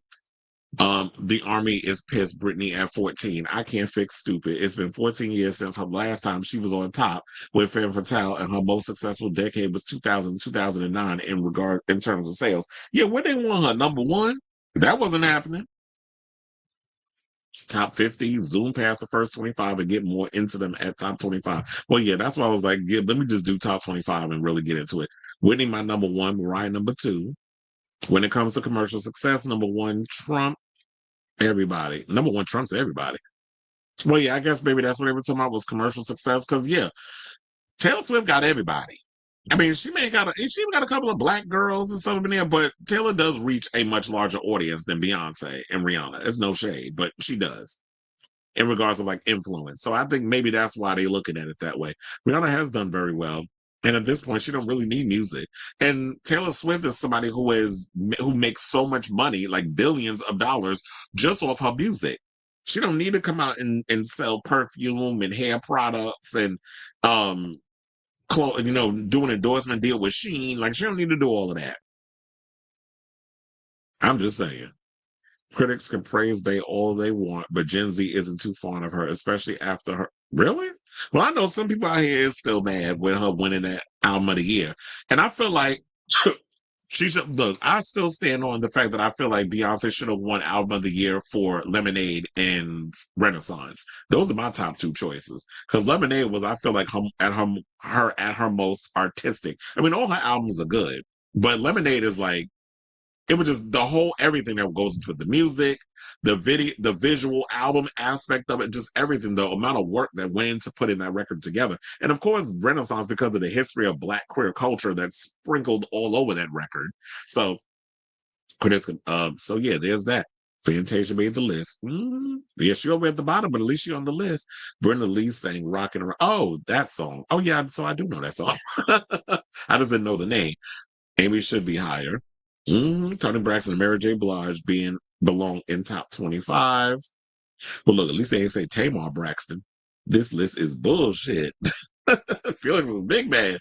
The success of Fancy is why Iggy hired to look off of one damn song. Little Kim had way more songs than Iggy Azalea. It shouldn't be just one damn song. Like Billboard, I just feel like the way they were listing people, it was inconsistent. I need y'all to be more, maybe they was specific in the writing in regards of how they came up with the charting. I didn't read all of that. I just went, let's go right to the chart or where they listed people. I love Fiona Apple too. It's based on commercial success, not artistry. Celine should be in the top 20. Yeah, Cher's not even on the list. Missy Elliott, she's on the list. I said her name. Adele top 10 but she wasn't in the top 10. Faith Evans, not Faith Hill. No, Faith Hill was on the list. Faith Evans didn't even make the list because some people looked at Faith Evans as sort of like a Sheen version of Mary J. Blige. So that's how some people was looking at her. And I like Faith Evans' music, but that's how they was looking at her. I was listening to Give Me All Your Lovin' the other day and realized how much I like the song. Very catchy. After I skipped. That's the part you skip. I skipped the whole damn song. No, she's not. Katy Perry should be not 89. Madonna didn't get degraded to opening act. Okay. No, she didn't. But that was that. Well, I was gonna say that's not true. She has been an opening act. She opened up for the Beastie Boys, but that was in the early stages of her career. Gwen Stefani opened up for Pink and her European tour in 2023 is Tragic. Tragic Kingdom. No Kylie. Yeah, that's what I'm saying. Why wasn't Kylie on there? Y'all keep playing in her face. Kylie definitely wouldn't. Lack of commercial. Oh yeah. She was bigger overseas than she was in the United States. So yeah, I always feel like if you can do stuff overseas as well in America, that's when you've made it. Kylie is not necessarily. She's had a couple of hits here. The Locomotion. What was the other one? Can't Get You Out of My Head. Padam Padam. So that's like 3. If I can think off the top of my head, it's like, yeah, I think she only had like 3 big hits in America, spanning in her 30-year career. Taylor Swift sounds. I mean, that's what some people say. Teenage Dream is why certain artists. Oh yeah. Because that was like they said with the whole Michael Jackson thing. That's the first album since Michael Jackson. I think Thriller, where they said that it had 5 #1 hits off of one album. We can't deny the fact that, because of Bonnie McKee with the songwriting and Dr. Pugh with the production, that album was going to chart as high as it did. Mary is the voice of modern Black women. And it was like, I remember when the first time I seen Mary, it was when we had Video Music Box back in the day. I would listen to Hennifer for the first time today. Can't deny how much I love Get Right, despite it being a rip-off of an Usher song that he had to sue her for. Because she didn't give him no damn credit, like she wasn't doing everybody else. Spill Ashanti. I was listening to Olivia a lot yesterday after your show, and you can't deny that she has more hits than Chapter. Well, yeah, and that's why I said when I worked 3 out of 4 of her shows, I remember like the little kids and stuff was because I was, the dads that were there taking their daughters to see Olivia. I'm having conversations with them and stuff, and the girls are really excited because I'm like, I was like, this is my 3rd night working the show. It's good. Like, it's a good show. I was pleasantly surprised. Like, I didn't know much about her, but I'm like, for me watching the show, she definitely gives a good show. And Olivia is definitely someone who has a lot of charisma and a lot of stage presence. And the kids was excited to hear that. So,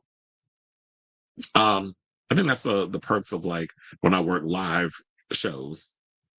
They said my 10-year-old sister is obsessed with Olivia. When I was 6, I was obsessed with Avril and that song she did for the Alice in Wonderland movie. Amy was on the list. Well, I guess because I'm reading through it and I'm responding late. But yeah, Amy's on the list. Amy was low on the list in the 80s. When I was 6, I loved Donna Summer. I know you're not fond of SZA, but I love her. Control really is a 21st century modern R&B Bible. Yeah, I don't particularly care for her. I've mentioned that many times on the show. Yes, Bills. Olivia's also headlining Lollapalooza, not Snoozler, not Lollapalooza. She's first on the list and is expected to release.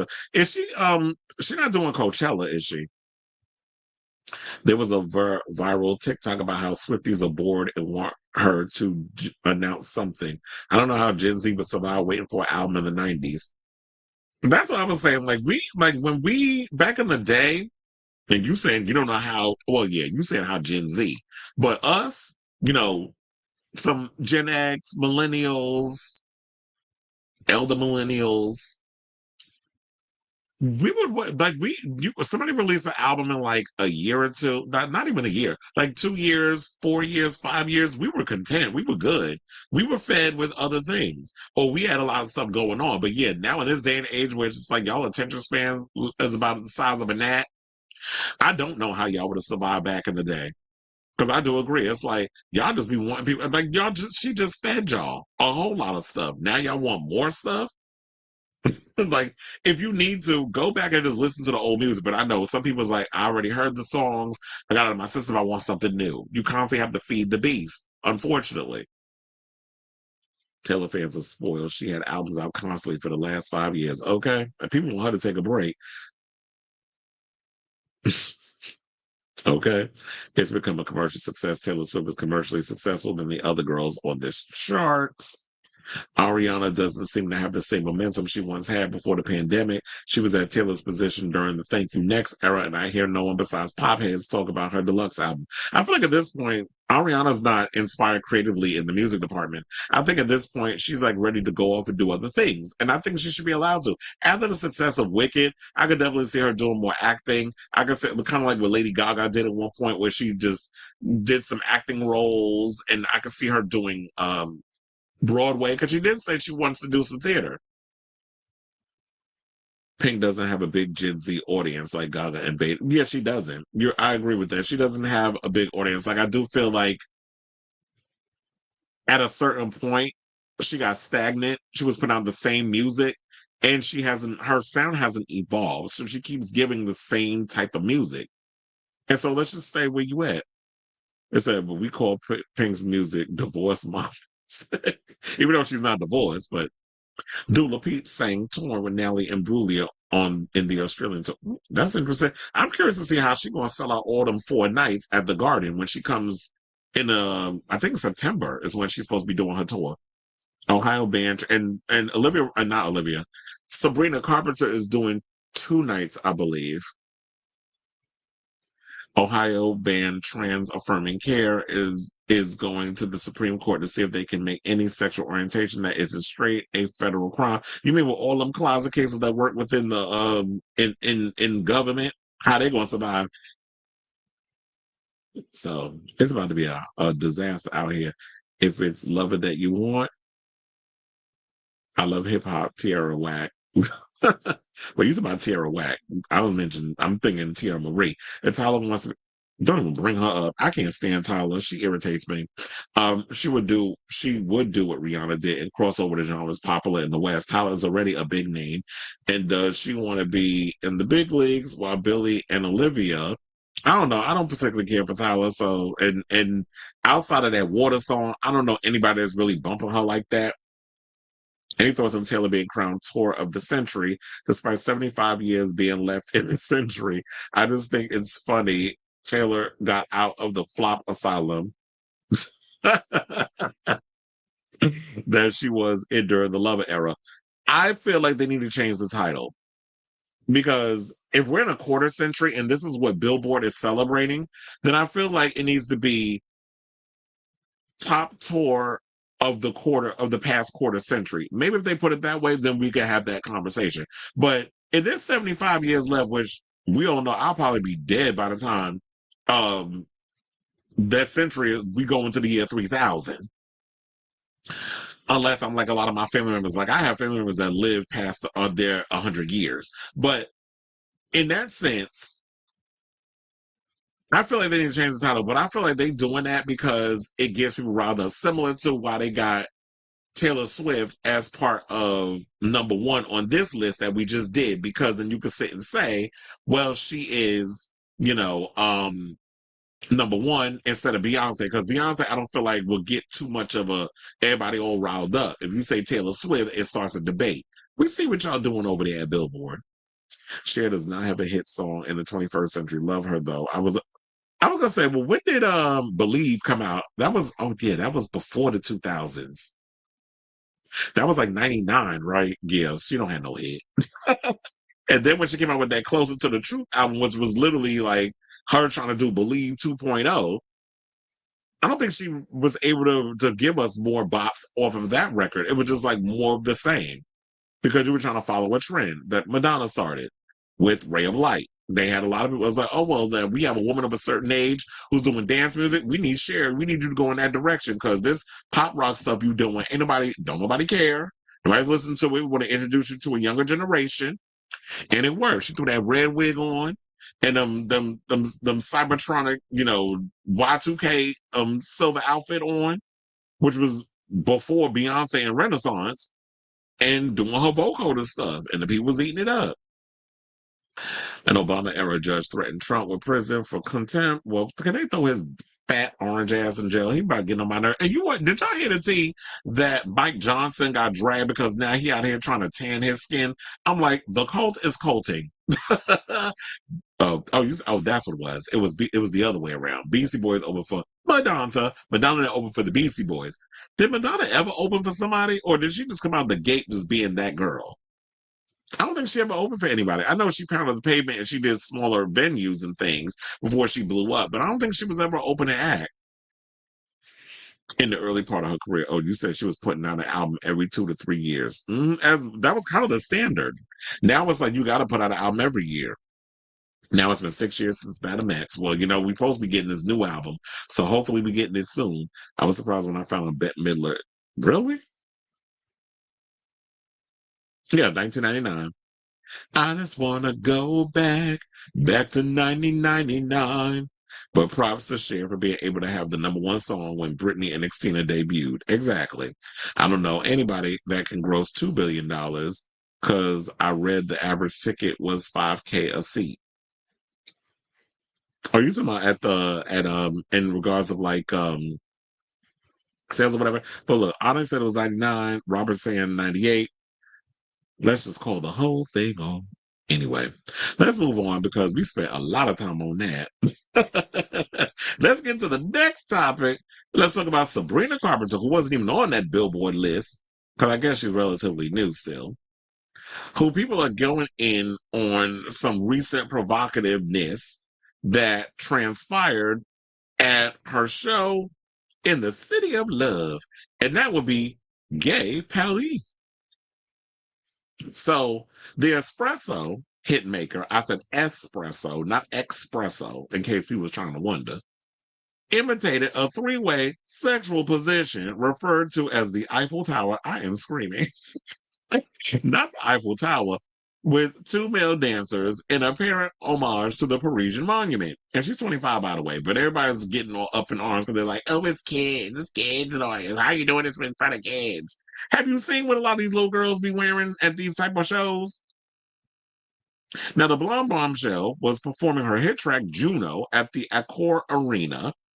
She has previously acted out raunchy bedroom positions on stage during the song, including simulating a baloney wash with a microphone. But on Monday, she was seen bent over with one dancer position behind her and another directly in front in a raunchy video shared by a fan on Twitter. I would show y'all, but all she does is walk up. It's like a short video. She just walks up the catwalk, and then she just bends over with the microphone, and then they do the Eiffel Tower move, whatever. And then you hear the audience just go in an uproar, like not like they were upset. They were just, gagging over seeing what had happened, and then it cuts. Now, Barry Keoghan's ex sizzled in a sparkling green crop top with a matching mini skirt and silver boots with a heart cutout. Sabrina is currently on her short and sweet tour across Europe, and her next performance is scheduled for Wednesday in Berlin, Germany. So that's today. A number of fans took issue with the provocative's act, with one writing on Twitter, "I'm sorry, but there are little kids in the audience, and this is taking it way too far." Another person said promoting sex positions in a primarily underage age. Okay. You could have just said primarily underage audience.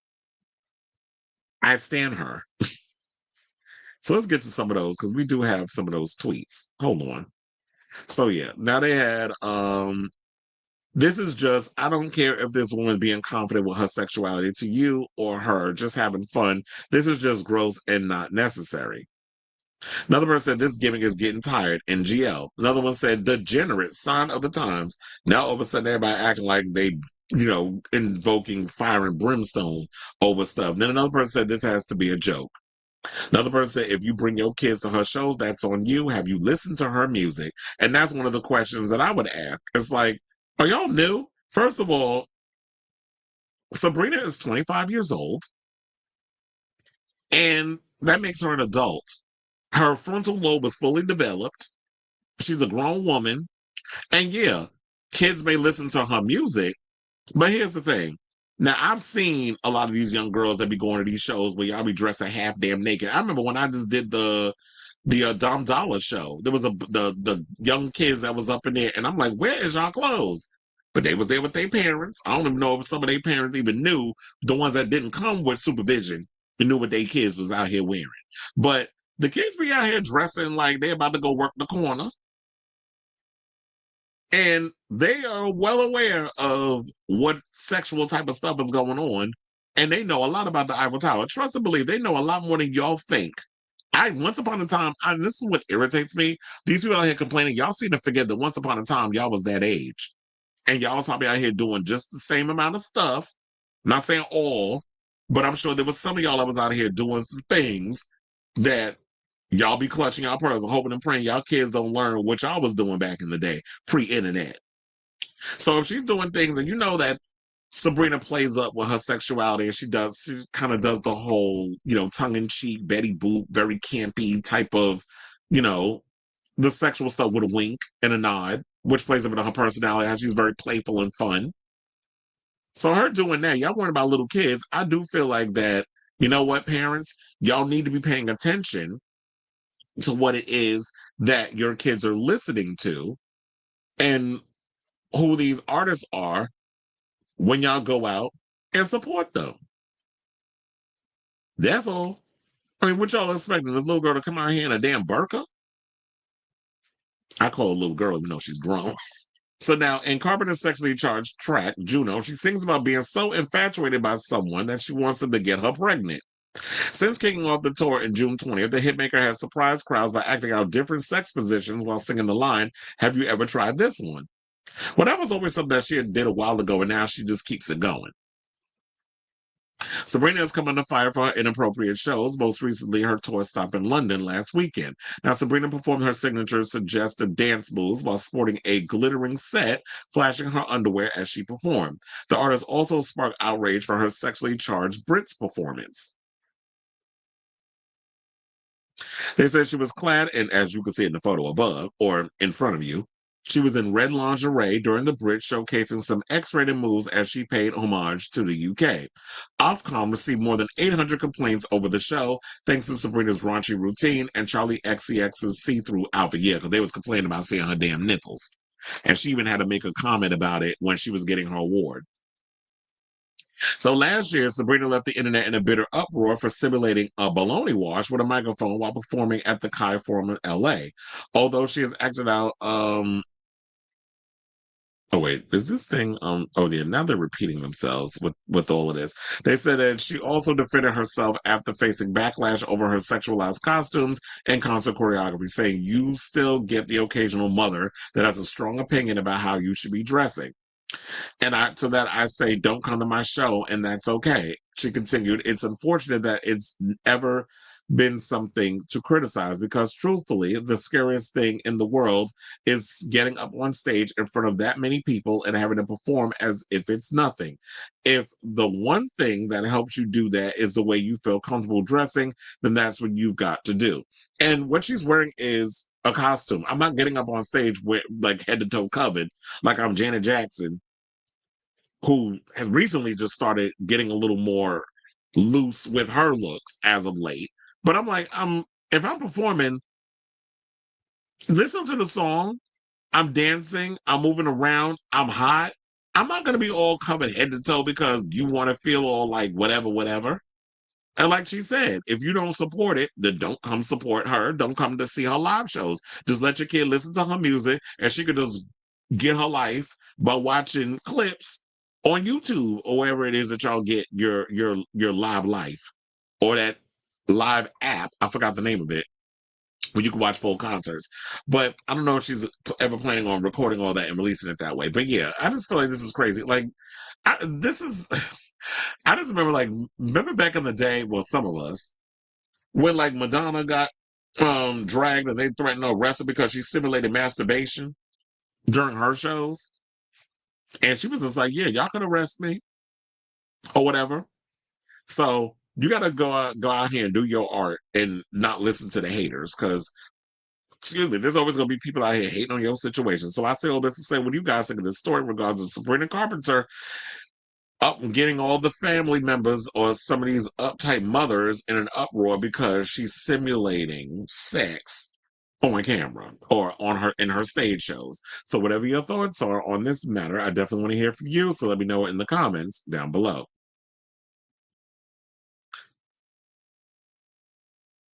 Okay, so now let's go up.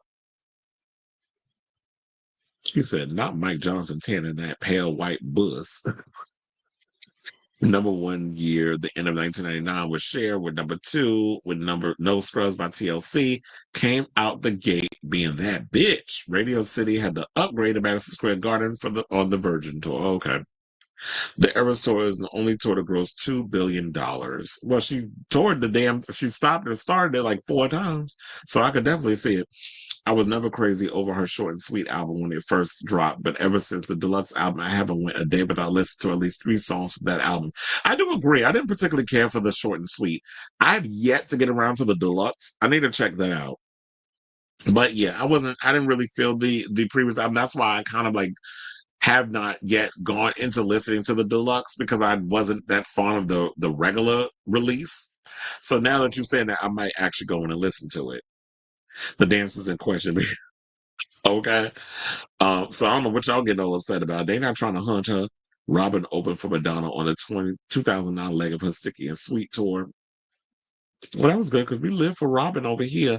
A viral tweet called her not Sexy Red for white people. Did y'all see Sexy Red get up there and perform at the iHeart Awards? She looks so damn nasty. I can smell her through my TV. Yeah, it's called the Eiffel Tower. And he said, can you imagine the uproar if Lil Nas or Troye Sivan? Well, Troye Sivan did do something similar on his tour. He was up there doing all kinds of homosexual stuff, making out with his dancers, simulating sex. He was like throwing his ass up on some of them dances. I told you I did the Sweat tour. So Troy definitely was up there doing some homosexual stuff. And the theys, the gays, and the girls were living. Exactly. They want you to be Mother Teresa. And it's like, I don't know what planet y'all live in. If you want Mother Teresa to go to a Carrie Underwood concert, or now a Gwen Stefani concert. Children out here certified architects by the age 10 with all that internet action. Okay, it says she would change the lyrics to the outro of one of her songs, BBC, I Want It In Me. She said, okay, girl, don't be out here talking about you want some BBC up in you. Your walls ain't gonna be able to take it. You'll be walking side to side like Ariana Grande. Look at the material. Kitty is snatched, okay? Madonna crawls so Sabrina can run. Exactly.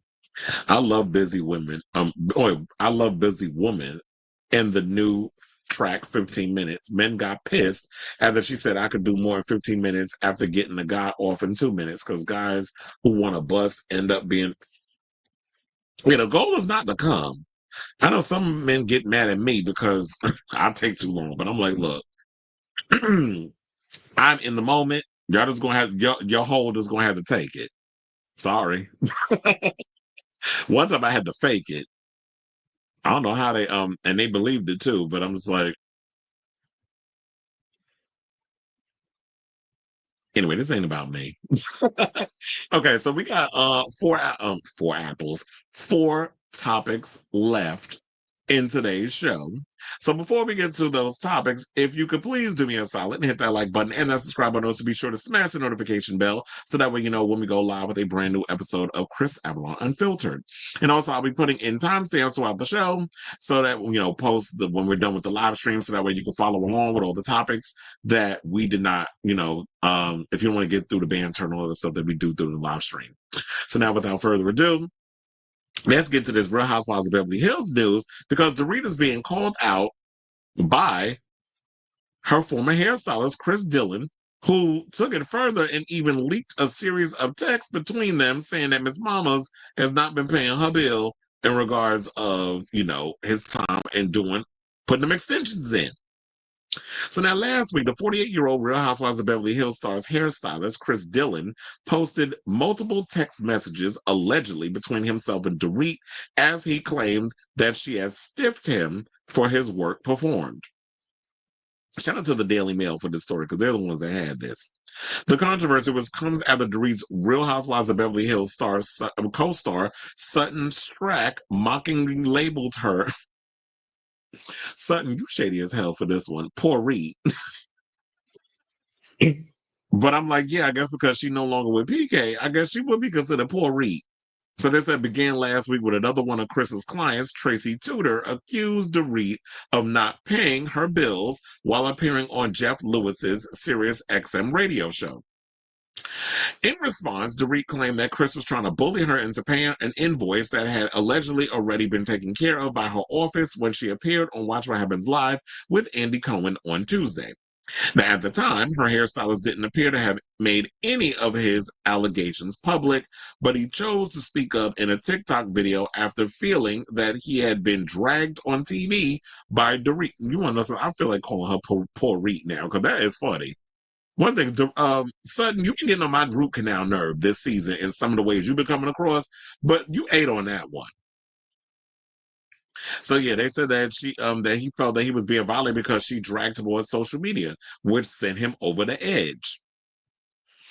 Now, back in November, they said, I was in New York City and I was asked by Dorit if I could stay an extra 4 days to do her glam for Watch What Happens Live, as well as a photo shoot that had taken place during her stay. There was a misspelling. That's why it threw me off. This is what he claims on TikTok via Reality Blurb. Dorit offered to pay for my hotel room for the duration of our stay, which was 3 nights, 4 days. She offered to send over her credit card so I could extend my stay. This is what he said. He included a screenshot of text messages allegedly sent between him and Dorit and showed him asking about the room extension. Now, as Dorit was not yet at the hotel to pay in person, it required a credit card authorization form with her information. So Chris seemingly asked for her to either fill out the form or send her credit card info so that he could take care of it himself. Now I do have them. I do have the screenshots. Now hold on, because Chris stay coming with a receipt. So now it said, morning, baby. Yes, send me that, or I can just call. Dorit allegedly replied, referring to the authorization.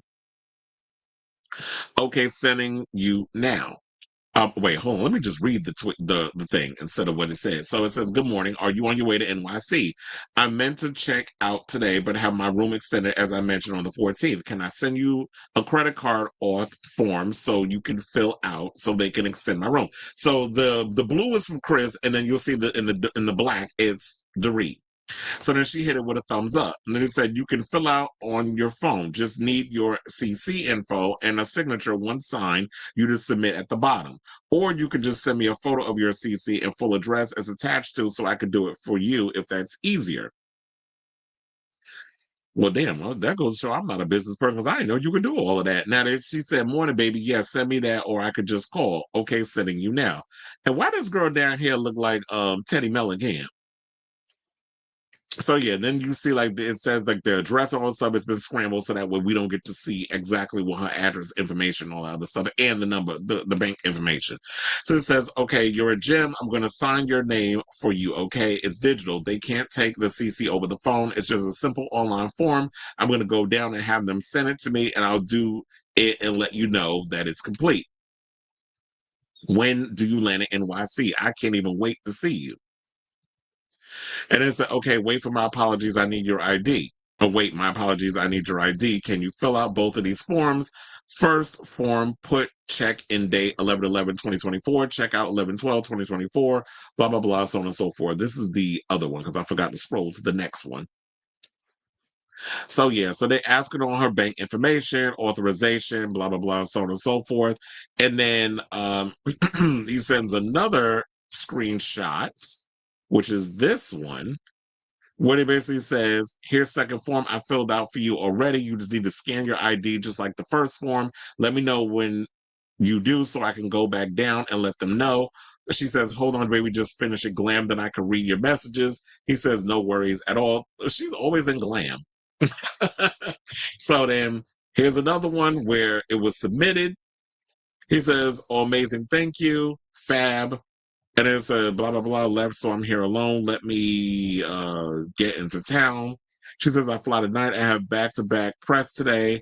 Then I'm taking my first red eye, so I arrive in the morning. I'm going to message PR and see if they'll do something in exchange for tagging them. I call reservations. They only have a few rooms available, apparently. The hotel charges that you have been chasing were paid on my credit card. In fact, you even called the hotel to make sure the charges were removed from your card and added to mine without my permission.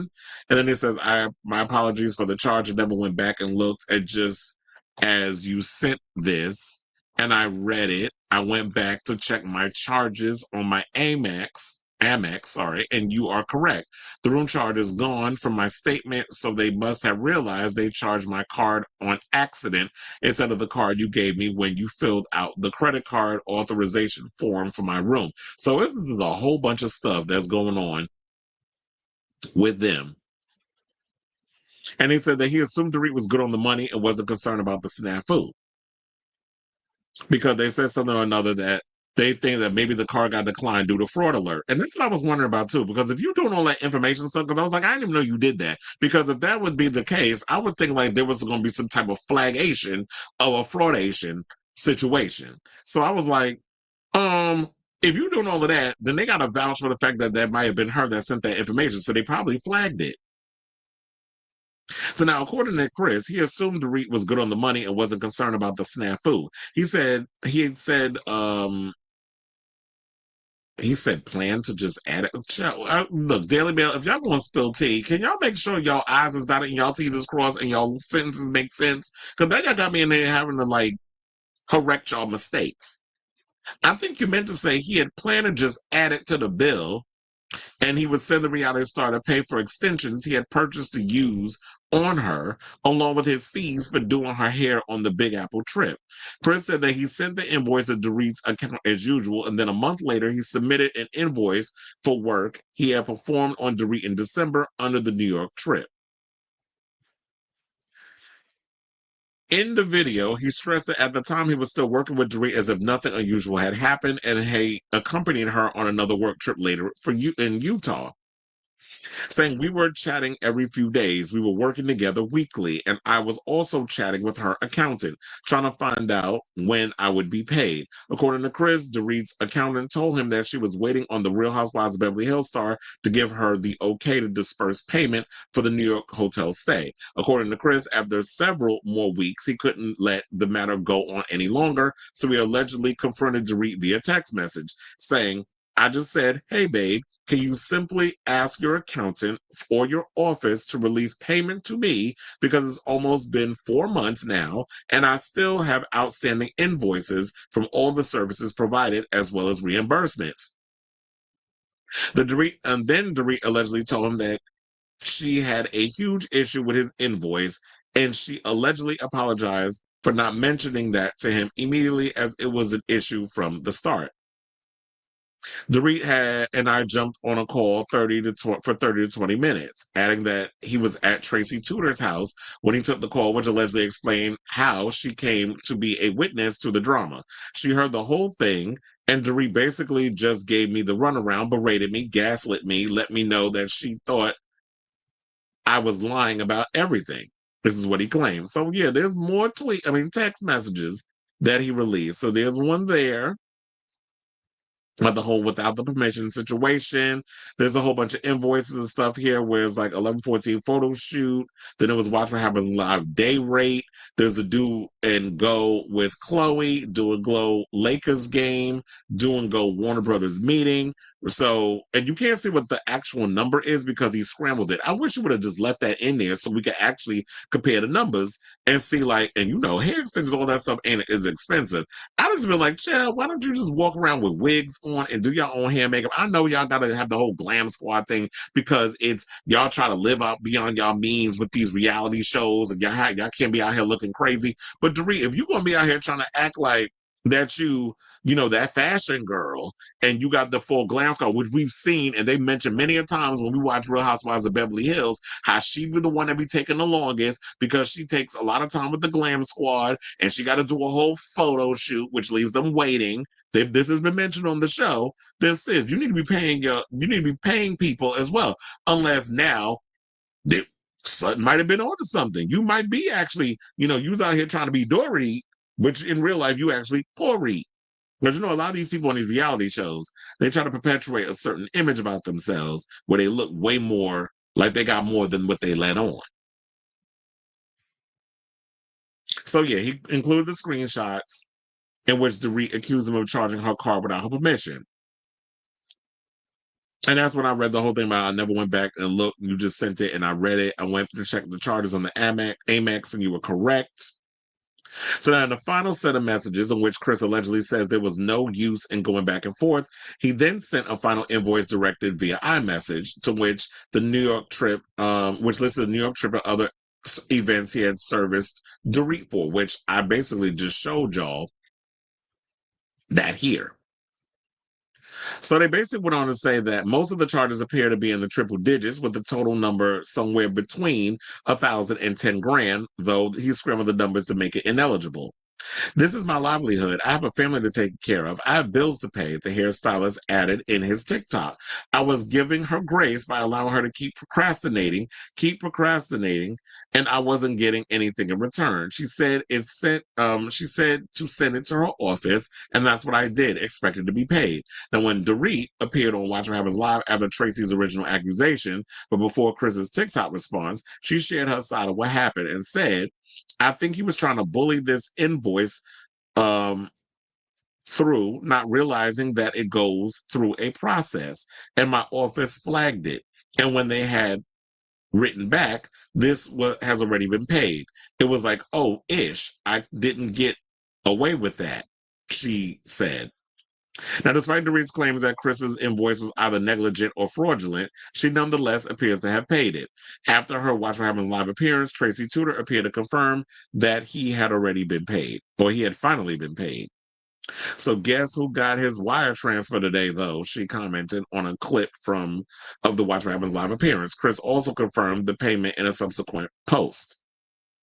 So it says, after months of begging, finally paid in full. Thank you, guys. Well, maybe the checks finally cleared over there at the Housewives. Because, you know, when you look at Miss Dorit is definitely going to be sitting right next to Andy when that reunion occurs.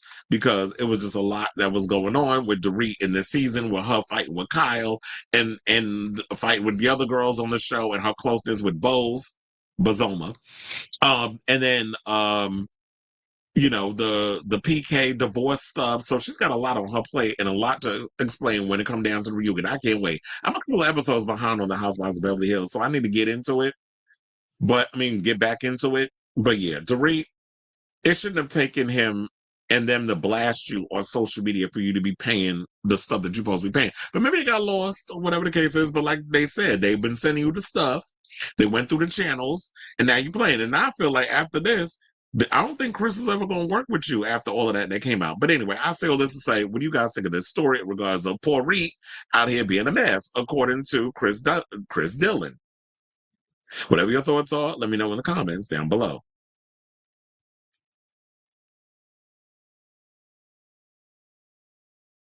She said, if you don't want me, I'll just deem you a homosexual. Well, I guess I'll be a homosexual then. Serious question. Do you think men think people don't want the experience of sex, but just get off instead of a few hours? I swear they used to. Me, I love sex. So I don't want to get it done and over with. If I'm doing it, like one person said, oh, if you eat ass, then he was just trying to say like, oh, that's just natural. I said, well, or that's diabolical, as natural. I said, I guess I'm nasty then, because I will clean your entire cheeks with this mouth. And he was like, ew, but he was like, hit me up. But it was like joking or whatever. But it's like, yeah, I'm into the foreplay. I like taking my time. I like making out. I like the whole kit and caboodle.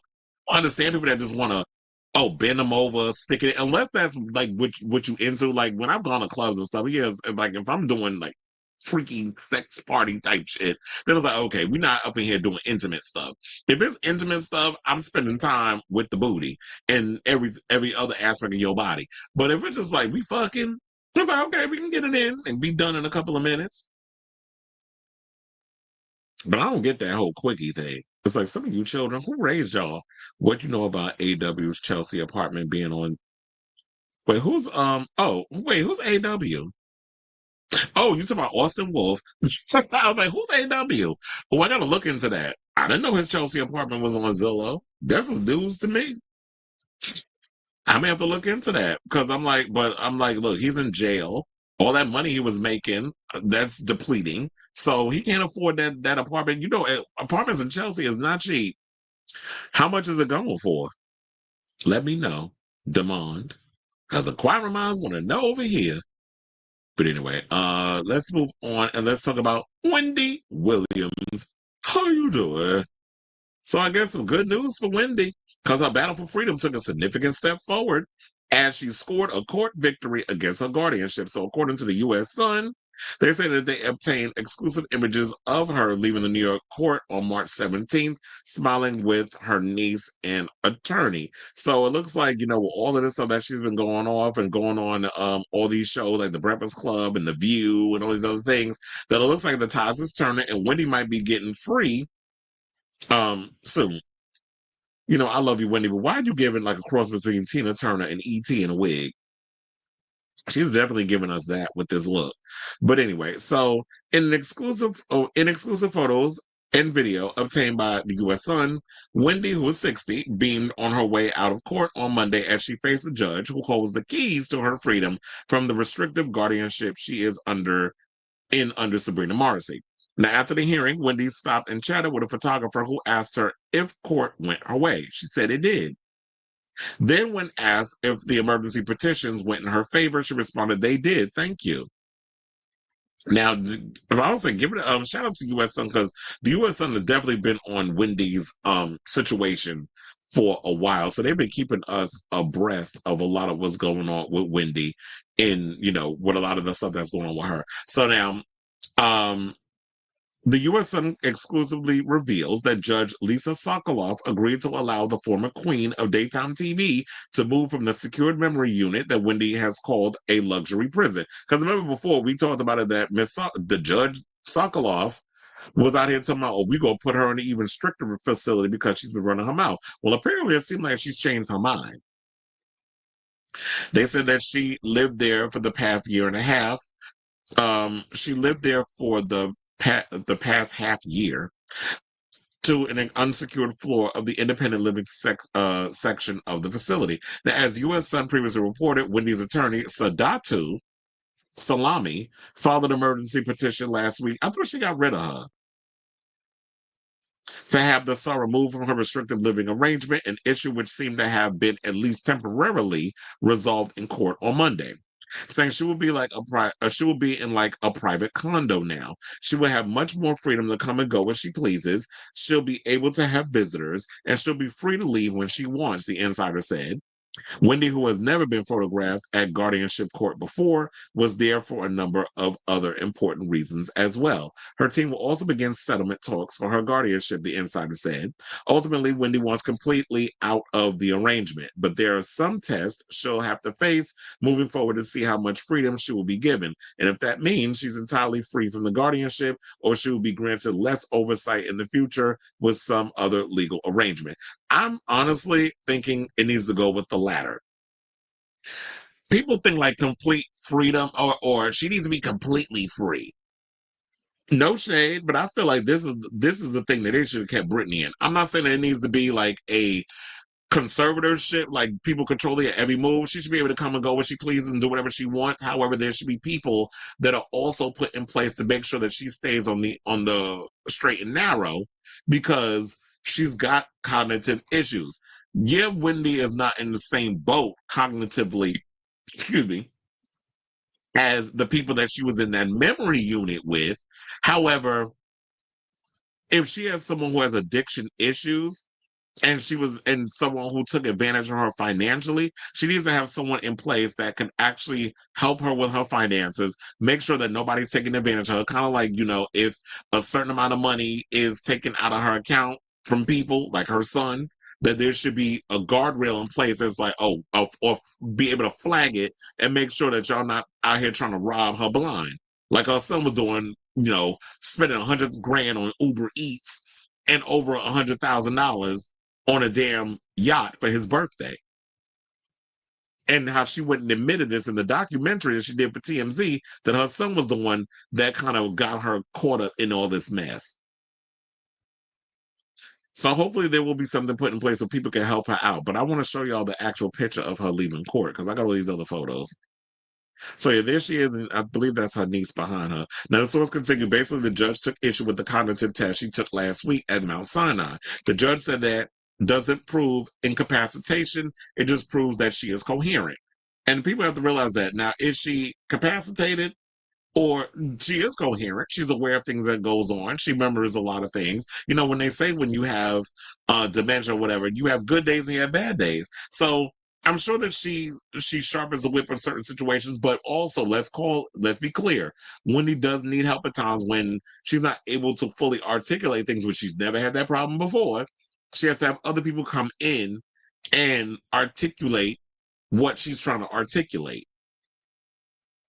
So the judge said, so Wendy will be doing another full cognitive workup to determine her cognitive ability and get a neurological exam for her frontal temporal dementia diagnosis. An insider added that the judge on Monday was open to hearing Wendy's wishes, and her team is now working towards a settlement, saying they are seeking to have a trial for Wendy in her quest to be released from the guardianship, while her legal team is also trying their best to save her from extraneous legal fees as well. Yeah, because y'all are bleeding her dry. While inside the court, Wendy's niece Alex Finney joined her for the first half of the guardianship hearing. As the U.S. Sun has previously reported, Alex has become involved in the fight to free her aunt from the guardianship. Wendy has rallied against her guardianship and the restrictive unit she has been held in for the past several months, the U.S. Sun previously reported. Now, they also said that she has also hit at the team of attorneys on her payroll, who she says she neither hired nor wanted. The iconic television host has praised significant concerns with the memory care unit, where she currently resides, describing it as a secured floor she is not allowed to leave. According to the U.S. Sun, an investigation by Adult Protective Services was initiated 2 weeks ago concerning Wendy's situation, ultimately leading to her hospitalization on Monday, March 10th. So, I'm glad that we're getting one step closer to freedom. Wendy definitely does not need to be in this conservator or this guardianship. I'm glad that we're finally moving her in the right direction. And the good thing about it all is that I understand why they put all this in place to help her because of where she was at and people were taking advantage of her. However, she's done the work to get better. Then y'all need to reevaluate her current situation and realize she's done the work. She may relapse. She did say that she had a drink the other day, when she went out and celebrated. But then she said, yeah, now since then, no alcohol. She admitted that when she was on The View. So at this point, if people are out here doing the work and making sure that all their I's is dotted and T's is crossed, then that's the part where we should just look at it and set her free. She's on the up and up. And just make sure they have things in place where they check in on her like a sober coach, whatever the case is. You have somebody who keeps her finances on track and people not out here trying to clean her out. Because, yeah, if she does have incapacitation situations like with the dementia and all that other stuff, you want to have people in place that are not robbing her, like a lot of y'all do when y'all take advantage of people who have cognitive issues. So if we have all those things in place, then the better for Wendy she will be.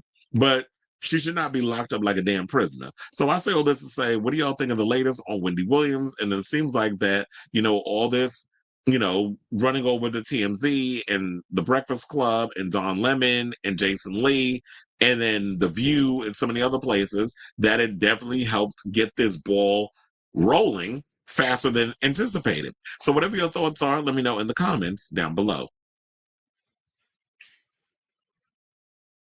Felix says, Wendy has a lot of people in her corner trying to help her, and I'm loving it. They just love a gravy train.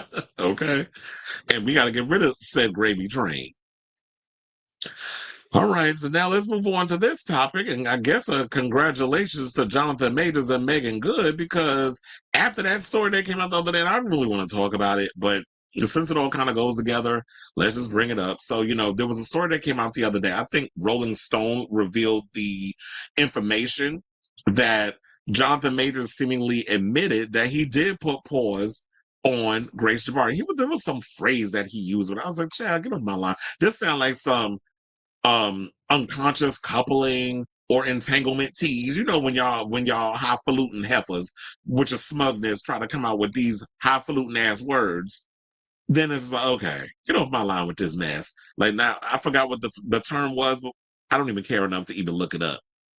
But anyway, so after all of that, and the video leaked, and I think it was that this was intentional, And that's why I didn't want to bring it up. Like, if this was such an important situation, y'all could have revealed this information about him admitting to hitting her or being physical with her back when this whole court case was going on. Jonathan Majors put in the work. He did his time. He did his community service. He's clear. He's trying to get his career back on track. It just felt like white media was trying to mess because they want to keep him down in the trenches.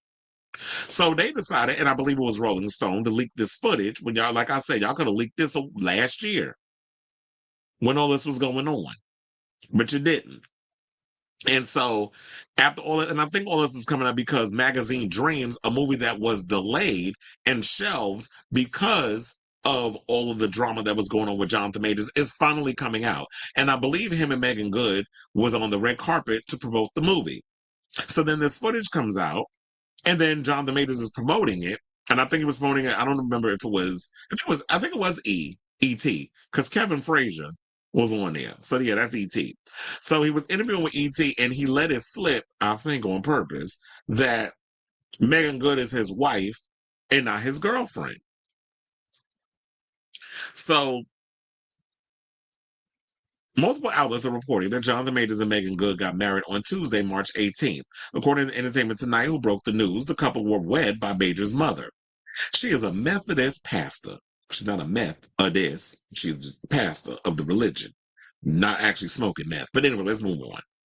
The source revealed they truly care for one another. Shout out to People for this actual story, by the way. A second source added they are very much in love. At Paige Hurd and Royce O'Neal's engagement party in Studio City this past Saturday, they were smiling and happy. They were both glowing. She was introducing him to everyone as her fiance. At one point, Meagan was sitting in his lap, and you could really tell they were both enamored.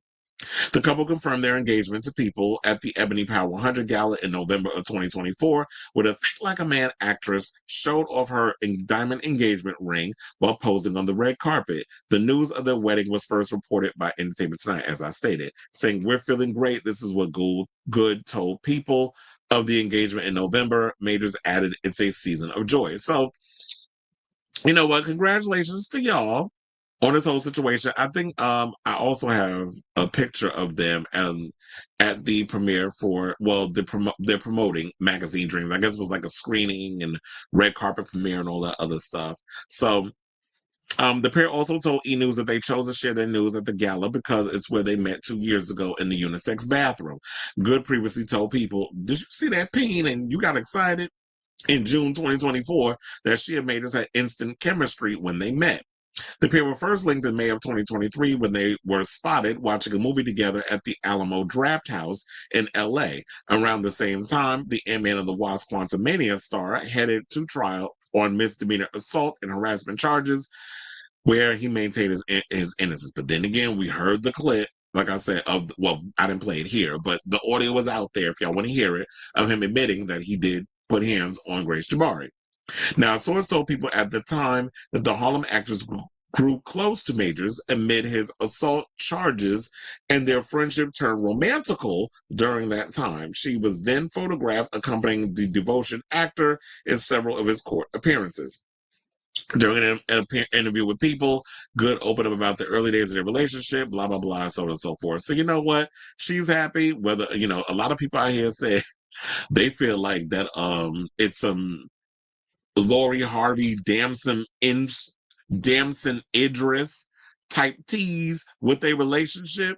And if it is, look, at least they fully committed to the contract, and now they actually jumped the broom and got married, allegedly, according to the multiple sources. But if like the Majors like Entertainment Tonight, that has been around long before I've been born as a show, then we're inclined to believe Entertainment Tonight if they spill the tea, because Jonathan Majors said it in the clip. He said, fiance, which like I said before, I think he intentionally leaked that because of this stuff that's coming out. And I feel like he wanted to change the narrative where everybody's talking about the fact that he and Meagan got married versus this clip that's floating around of him admitting on tape that he did put hands on Grace Jabari on that infamous night where, what had happened.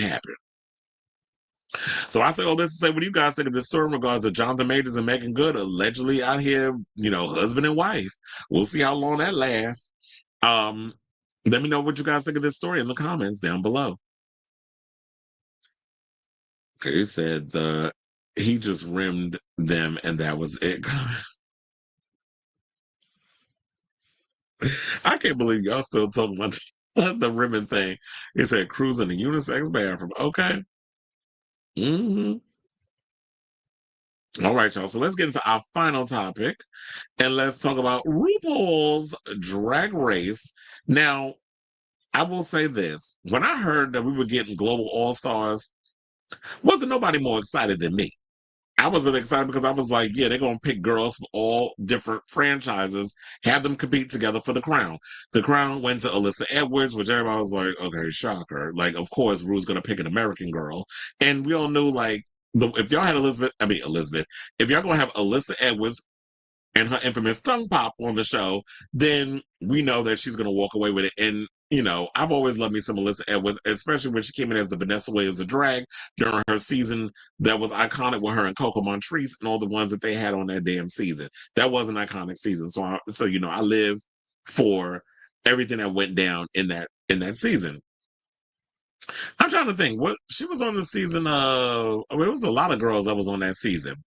So yeah. So now the problem was when we got Global All-Stars, when we finally saw the show, it was a chop. Like, I was so disappointed with the show. I'm like, this is a mess. I'm trying to remember if I even finished it. I did.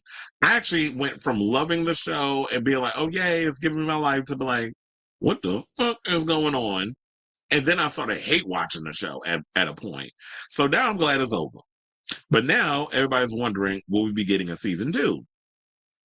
So the creators of the RuPaul Drag Race franchise, as in Fenton, Bailey, and Rennie Barbato, who are the creators of RuPaul Drag Race production company World of Wonder, are addressing whether or not we will be getting a second season of Global All-Stars. So the inaugural Global Olympics of Drag series, Global All-Stars, premiered last year in line with the actual Paris 2024 Olympics and saw 12 drag queens from international franchises return to compete for the crown.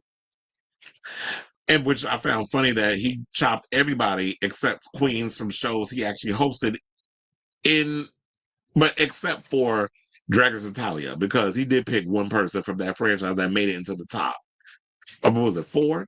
So I was like, okay, we see what y'all doing over here. But for the most part, a lot of the queens that ended up in the finale were from franchises that Ru hosted. So while RuPaul's Drag Race All-Stars and Drag Race versus the World spin-off series already exist, whereby queens from all across franchises compete, Global All-Stars was the first series which featured one queen representing a different country from across the world. Now, despite the exciting premise and the return of fan-favorite queens, including OG Drag Race star Alyssa Edwards, Drag Race UK finalist Kitty Scott-Claus, and Drag Race Italia's Nelania, Global All-Stars didn't find much favor within the Drag Race fandom, myself included. So fans of the show felt the native English-speaking queens had an advantage in some of the acting and comedy-based challenges, with most of the episodes being won by English-speaking queens. Three of the top 4 queens of the series were from predominantly English-speaking countries, while Alyssa Edwards ultimately crowned the first ever Global All-Stars winner. So a lot of people felt that the show there was a lot of favoritism going on. There was a lot of rigor mortis going on. And rightfully so, because even I, who is a born and bred New York American, or American from New York, felt the same way. And the fans was even expressing that on social media. Now Bailey and Barbato have addressed the future of the show and confirmed that despite mixed reviews, they are hopeful about Global All-Stars coming back for a second season. Asked by the playlist about season 2, Barbato said, hopefully, if our partners don't do it, I think we might have to do it. While Global All-Stars is owned by World of Wonder, it aired on Paramount+.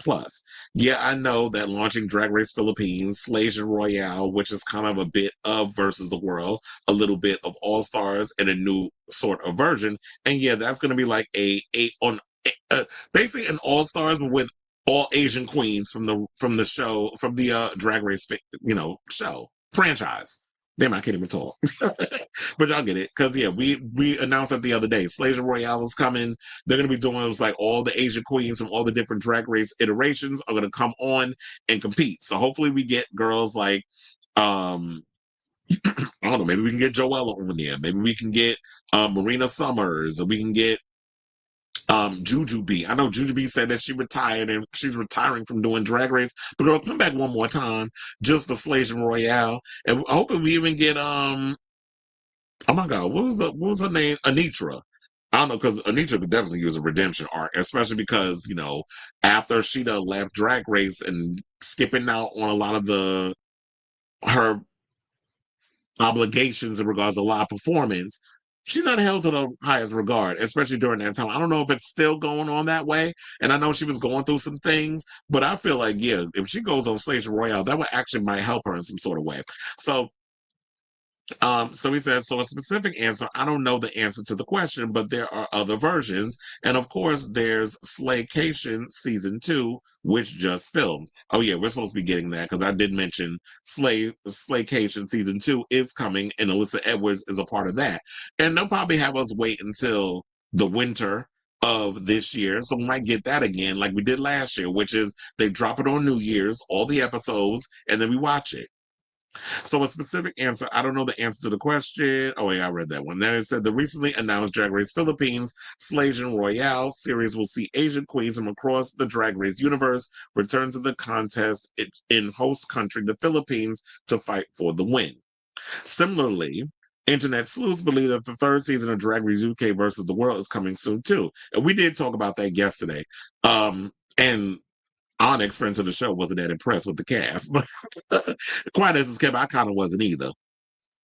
The host of the show, RuPaul, recently confirmed that season 18 of the original American series will begin filming soon, and that a number of UK-based seasons have also recently wrapped.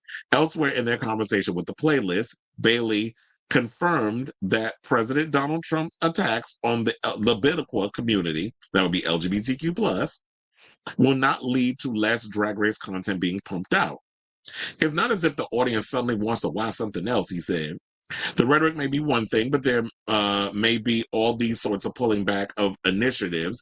But to me, I firmly believe that more than ever, people want Drag Race. They want drag, steps forward, steps back, but overall, it keeps moving forward, the overall trajectory. Well, I know a lot of people will say, like, when it comes to drag and stuff, it does feel a little bit oversaturated. And to a degree, I agree with that. But if y'all can come up with different versions of drag to show up on y'all show, then that's great. There should be other, I feel like, and WoW is talking about that if Paramount Plus doesn't pick it up, because, you know, Paramount Plus is going through it right now. I believe they're still trying to find a buyer for the streaming service. So we don't even know what the future holds in regards of Paramount Plus and if it'll end up no longer being a digital app that we could get shows on. And they might outsource a lot of the stuff like Netflix. Or like some streamers are like Sony does with Netflix and things of that nature. So we don't know what the future holds for Paramount Plus. But I'm sitting there thinking, with all the money that WoW has accumulated over the years and how they've outsourced a lot of their material on other net stations around the world, they can afford to do this global all-stars thing on their own network. I'm like, why not just do that instead of depending on a network to give y'all the green light to do a show? If they don't do it, like I said, yeah, do it on there. And maybe WoW needs to become an entity of its own, where it's kind of like a Shudder or a Deku, which is another gay app, digital series movie app that I actually subscribe to, or an Out TV or a Hulu or Prime Video. Like, WoW is coming up in the big leagues in regards to that. So why not greenlight more content over there, even rack up all the drag races, including the American version, and start showing it on there in the old episodes. So y'all can do that there and accumulate that money. Have like a specific price that y'all pay, and then people just go over there and catch all the content. So if y'all do decide to make a season 2 of this franchise, y'all really need to correct a lot of the mess that was going on there. Less favoritism. Y'all need to come up with some interesting challenges that plays into a lot of the international queens' strengths, and not just making it comfortable for RuPaul because he's an American. Like, I know RuPaul loves American humor, like, because of course he's American. UK humor, he likes all that stuff. So he'll play into that because he loves the Brits. Like him and Michelle Visage goes up into that. And, you know, with all that stuff. So, but incorporate all the other stuff, like French culture, Swedish culture, Filipino culture. Like there should be all of that stuff that's incorporated in that. And if you're not familiar with it, get familiar. Because I didn't like the favoritism that was going on, where a lot of the international queens, who English is not their first language, they were pretty much at a disadvantage versus the English-speaking girls from like a UK or even Italy or even, you know, America and that sort of thing. So less favoritism and more international fabulosity on this situation. So hopefully they fix it and they work it out, because I was so disappointed with season 1, but season 2, I really hope that y'all make it much better than what we got. So I say all this to say, what do you guys think of this story in regards of it's up in the air on whether or not we'll be getting Global All-Stars, and should they just forego it over at Paramount Plus and just do it themselves over at Wow Presents Plus? Because look, when it comes down to it, I remember with Paramount Plus, you had to specifically subscribe to Paramount Plus to watch The Challenge All-Stars. Now they're airing All-Stars on MTV, probably because they need the money, and they need the ratings and the viewership. So that's what they're doing over there. And they're not even showing it on Paramount Plus. And I'm like, first of all, Paramount Plus, y'all screwing up big time, because y'all should be allowing a lot of y'all MTV content to be shown over there. And Drag Race season 17 should be streaming weekly on Paramount Plus, so that way the fans can see it. Y'all could do a next day upload on a Saturday, and then we watch it instead of, we can't watch it in real time. That y'all should have been doing that. Y'all dropped the ball with that. Y'all would definitely get people subscribed over there. So let me know what you guys think of this story in the comments down below. You said the finale of season 17 will be on the 18th of April. Exactly a month from now, we would have just found out the winner. Hopefully, Sam Stock. Well, you know, the children want Susie too. There's a lot of people saying Susie too, the on your nerve. That's the top 2. I do feel like that on your nerve will be Christina will be Safira Cristalde, because a lot of people thought Safira was going to win season 16, and then it ended up going to Nymphia. But yeah, I kind of figured the way that things was going that the show was gonna go on well into April. It's weird because I feel like the show started the first week of January. Show's been on for like damn near 4 months. Well, like 3 months. Yeah, January. 3 months. Fans have been begging for Alyssa to come back, and she won the most universally disliked. I know, it's like justice for her. It's kind of like, you know, when they brought Jimbo, they thought Jimbo was going to win her seasons over in Canada, and then they brought her over to the All-Stars. Excuse me, and then basically set it up for her to win. I know Drag Race just switched to MTV, but I hope they can eventually switch to the big league, CBS, even if I don't like the network because of the 2004. Yeah, could you imagine showing RuPaul's Drag Race on CBS? That would be the gag. But I don't know if people would actually. They'll most likely drop a teaser commercial during the finale for All Stars 10, and then announce the Beat the Queens the following Monday. Yeah, that would be good. Yeah, the Badunkadunk tank definitely jumped the shark. I remember when I was saying at one point that, to me, it felt like, because, you know, I've been fairly critical of RuPaul's runway looks this season. I have not been a fan. Even that little pantsuit jacket thing, why did it look like it was ill-fitting on her? I like the wig, and then she's been doing them George Washington wigs too much lately, them Barbara Bush wigs, which I have not been feeling. But a lot of her outfits, there's been like a big question mark. Like, girl, who is dressing you? And like, no, I've not been liking a lot of these looks. And I'm like, I'm saying to somebody that I think the budget went to the Badunkadunk tank. Y'all spent all that money on that stupid tank because y'all were trying to do another It's Chocolate type situation. The It's Chocolate thing was so stupid. The Badunkadunk tank was stupid. So stop with the gimmicks and just stick with like giving us some cool challenges. Like, to me, I always feel like the people that really do really cool twists on challenges and stuff is the challenge. I love how they come up with every season. It seems like they find a fresh new way to keep us on our toes in regards of the challenges, the eliminations, the politics. Like, y'all, maybe y'all need some of the producers of the challenge to come on board and do Drag Race and get rid of Mandy Salang saying, because I always say that she's problematic. But they should make the winner so obvious, like All Stars 8. He did shake it up on All Stars 9 because Roxy won a lot, and then Injury ended up. Yeah, and funny enough, we all kind of just was like, Roxy Andrews is going to win. I thought Roxy Andrews was going to win. I was not expecting Injury to walk away with the crown. My money was on Roxy, but she didn't get it. So yeah, y'all need to not make it so obvious. But a lot of people are looking at like the top 2 this season is going to be either Susie Toot or On Your Nerve. It would be funny if Sam wins it. That would be interesting if that actually happened. I'm not saying I don't like Injury. I do like her. You ugly bitch. Remember when she was saying that? That still lives rent free in my mind. But But yeah, when they were talking about oversaturation with Drag Race, I still watch Drag Race. I don't watch a lot of the spin-offs, but I do watch a lot of the old episodes. Like right now, I'm watching the All-Star season with Kylie Sonique Love.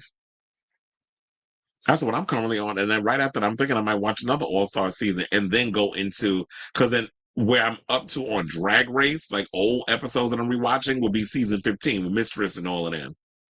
And then that'd be season 16, season 17. So I'm almost caught up, and then I might go back and rewatch the entire seasons from the beginning again. For some reason, I just love going back and watching all episodes of Drag Race. I feel like it's just comfort food. And you know what's going to happen. And then you catch up on things that you may have missed. So that's what I'll be up in that on. But anyway. All right, y'all, we're done with today's show. I said this was a long one. I did not expect this to be a 4-hour one because I was like, I didn't do that many topics. But because there was so much going on with a lot of the topics that I had to really take the time to break down, I had a feeling it was going to extend to this length. But I want to thank you all for tuning in to the latest episode of Chris Avalon Unfiltered. You said Roxy is a boss, her last talent recording. Yeah, I did like her talent performances. And Roxy is that girl when it comes to, showcasing her talent. She is a pageant girl, so she's always going to come with all her shit together. So I want to thank you all for tuning into this latest messy episode of Chris Avalon Unfiltered. If you have not already, please hit that like button and that subscribe button. Also be sure to smash the notification bell. Helps with the algorithm. And then also, when we go live with a brand new episode of Chris Avalon Unfiltered. Wait, who has an iPhone? Well, but I have an iPhone.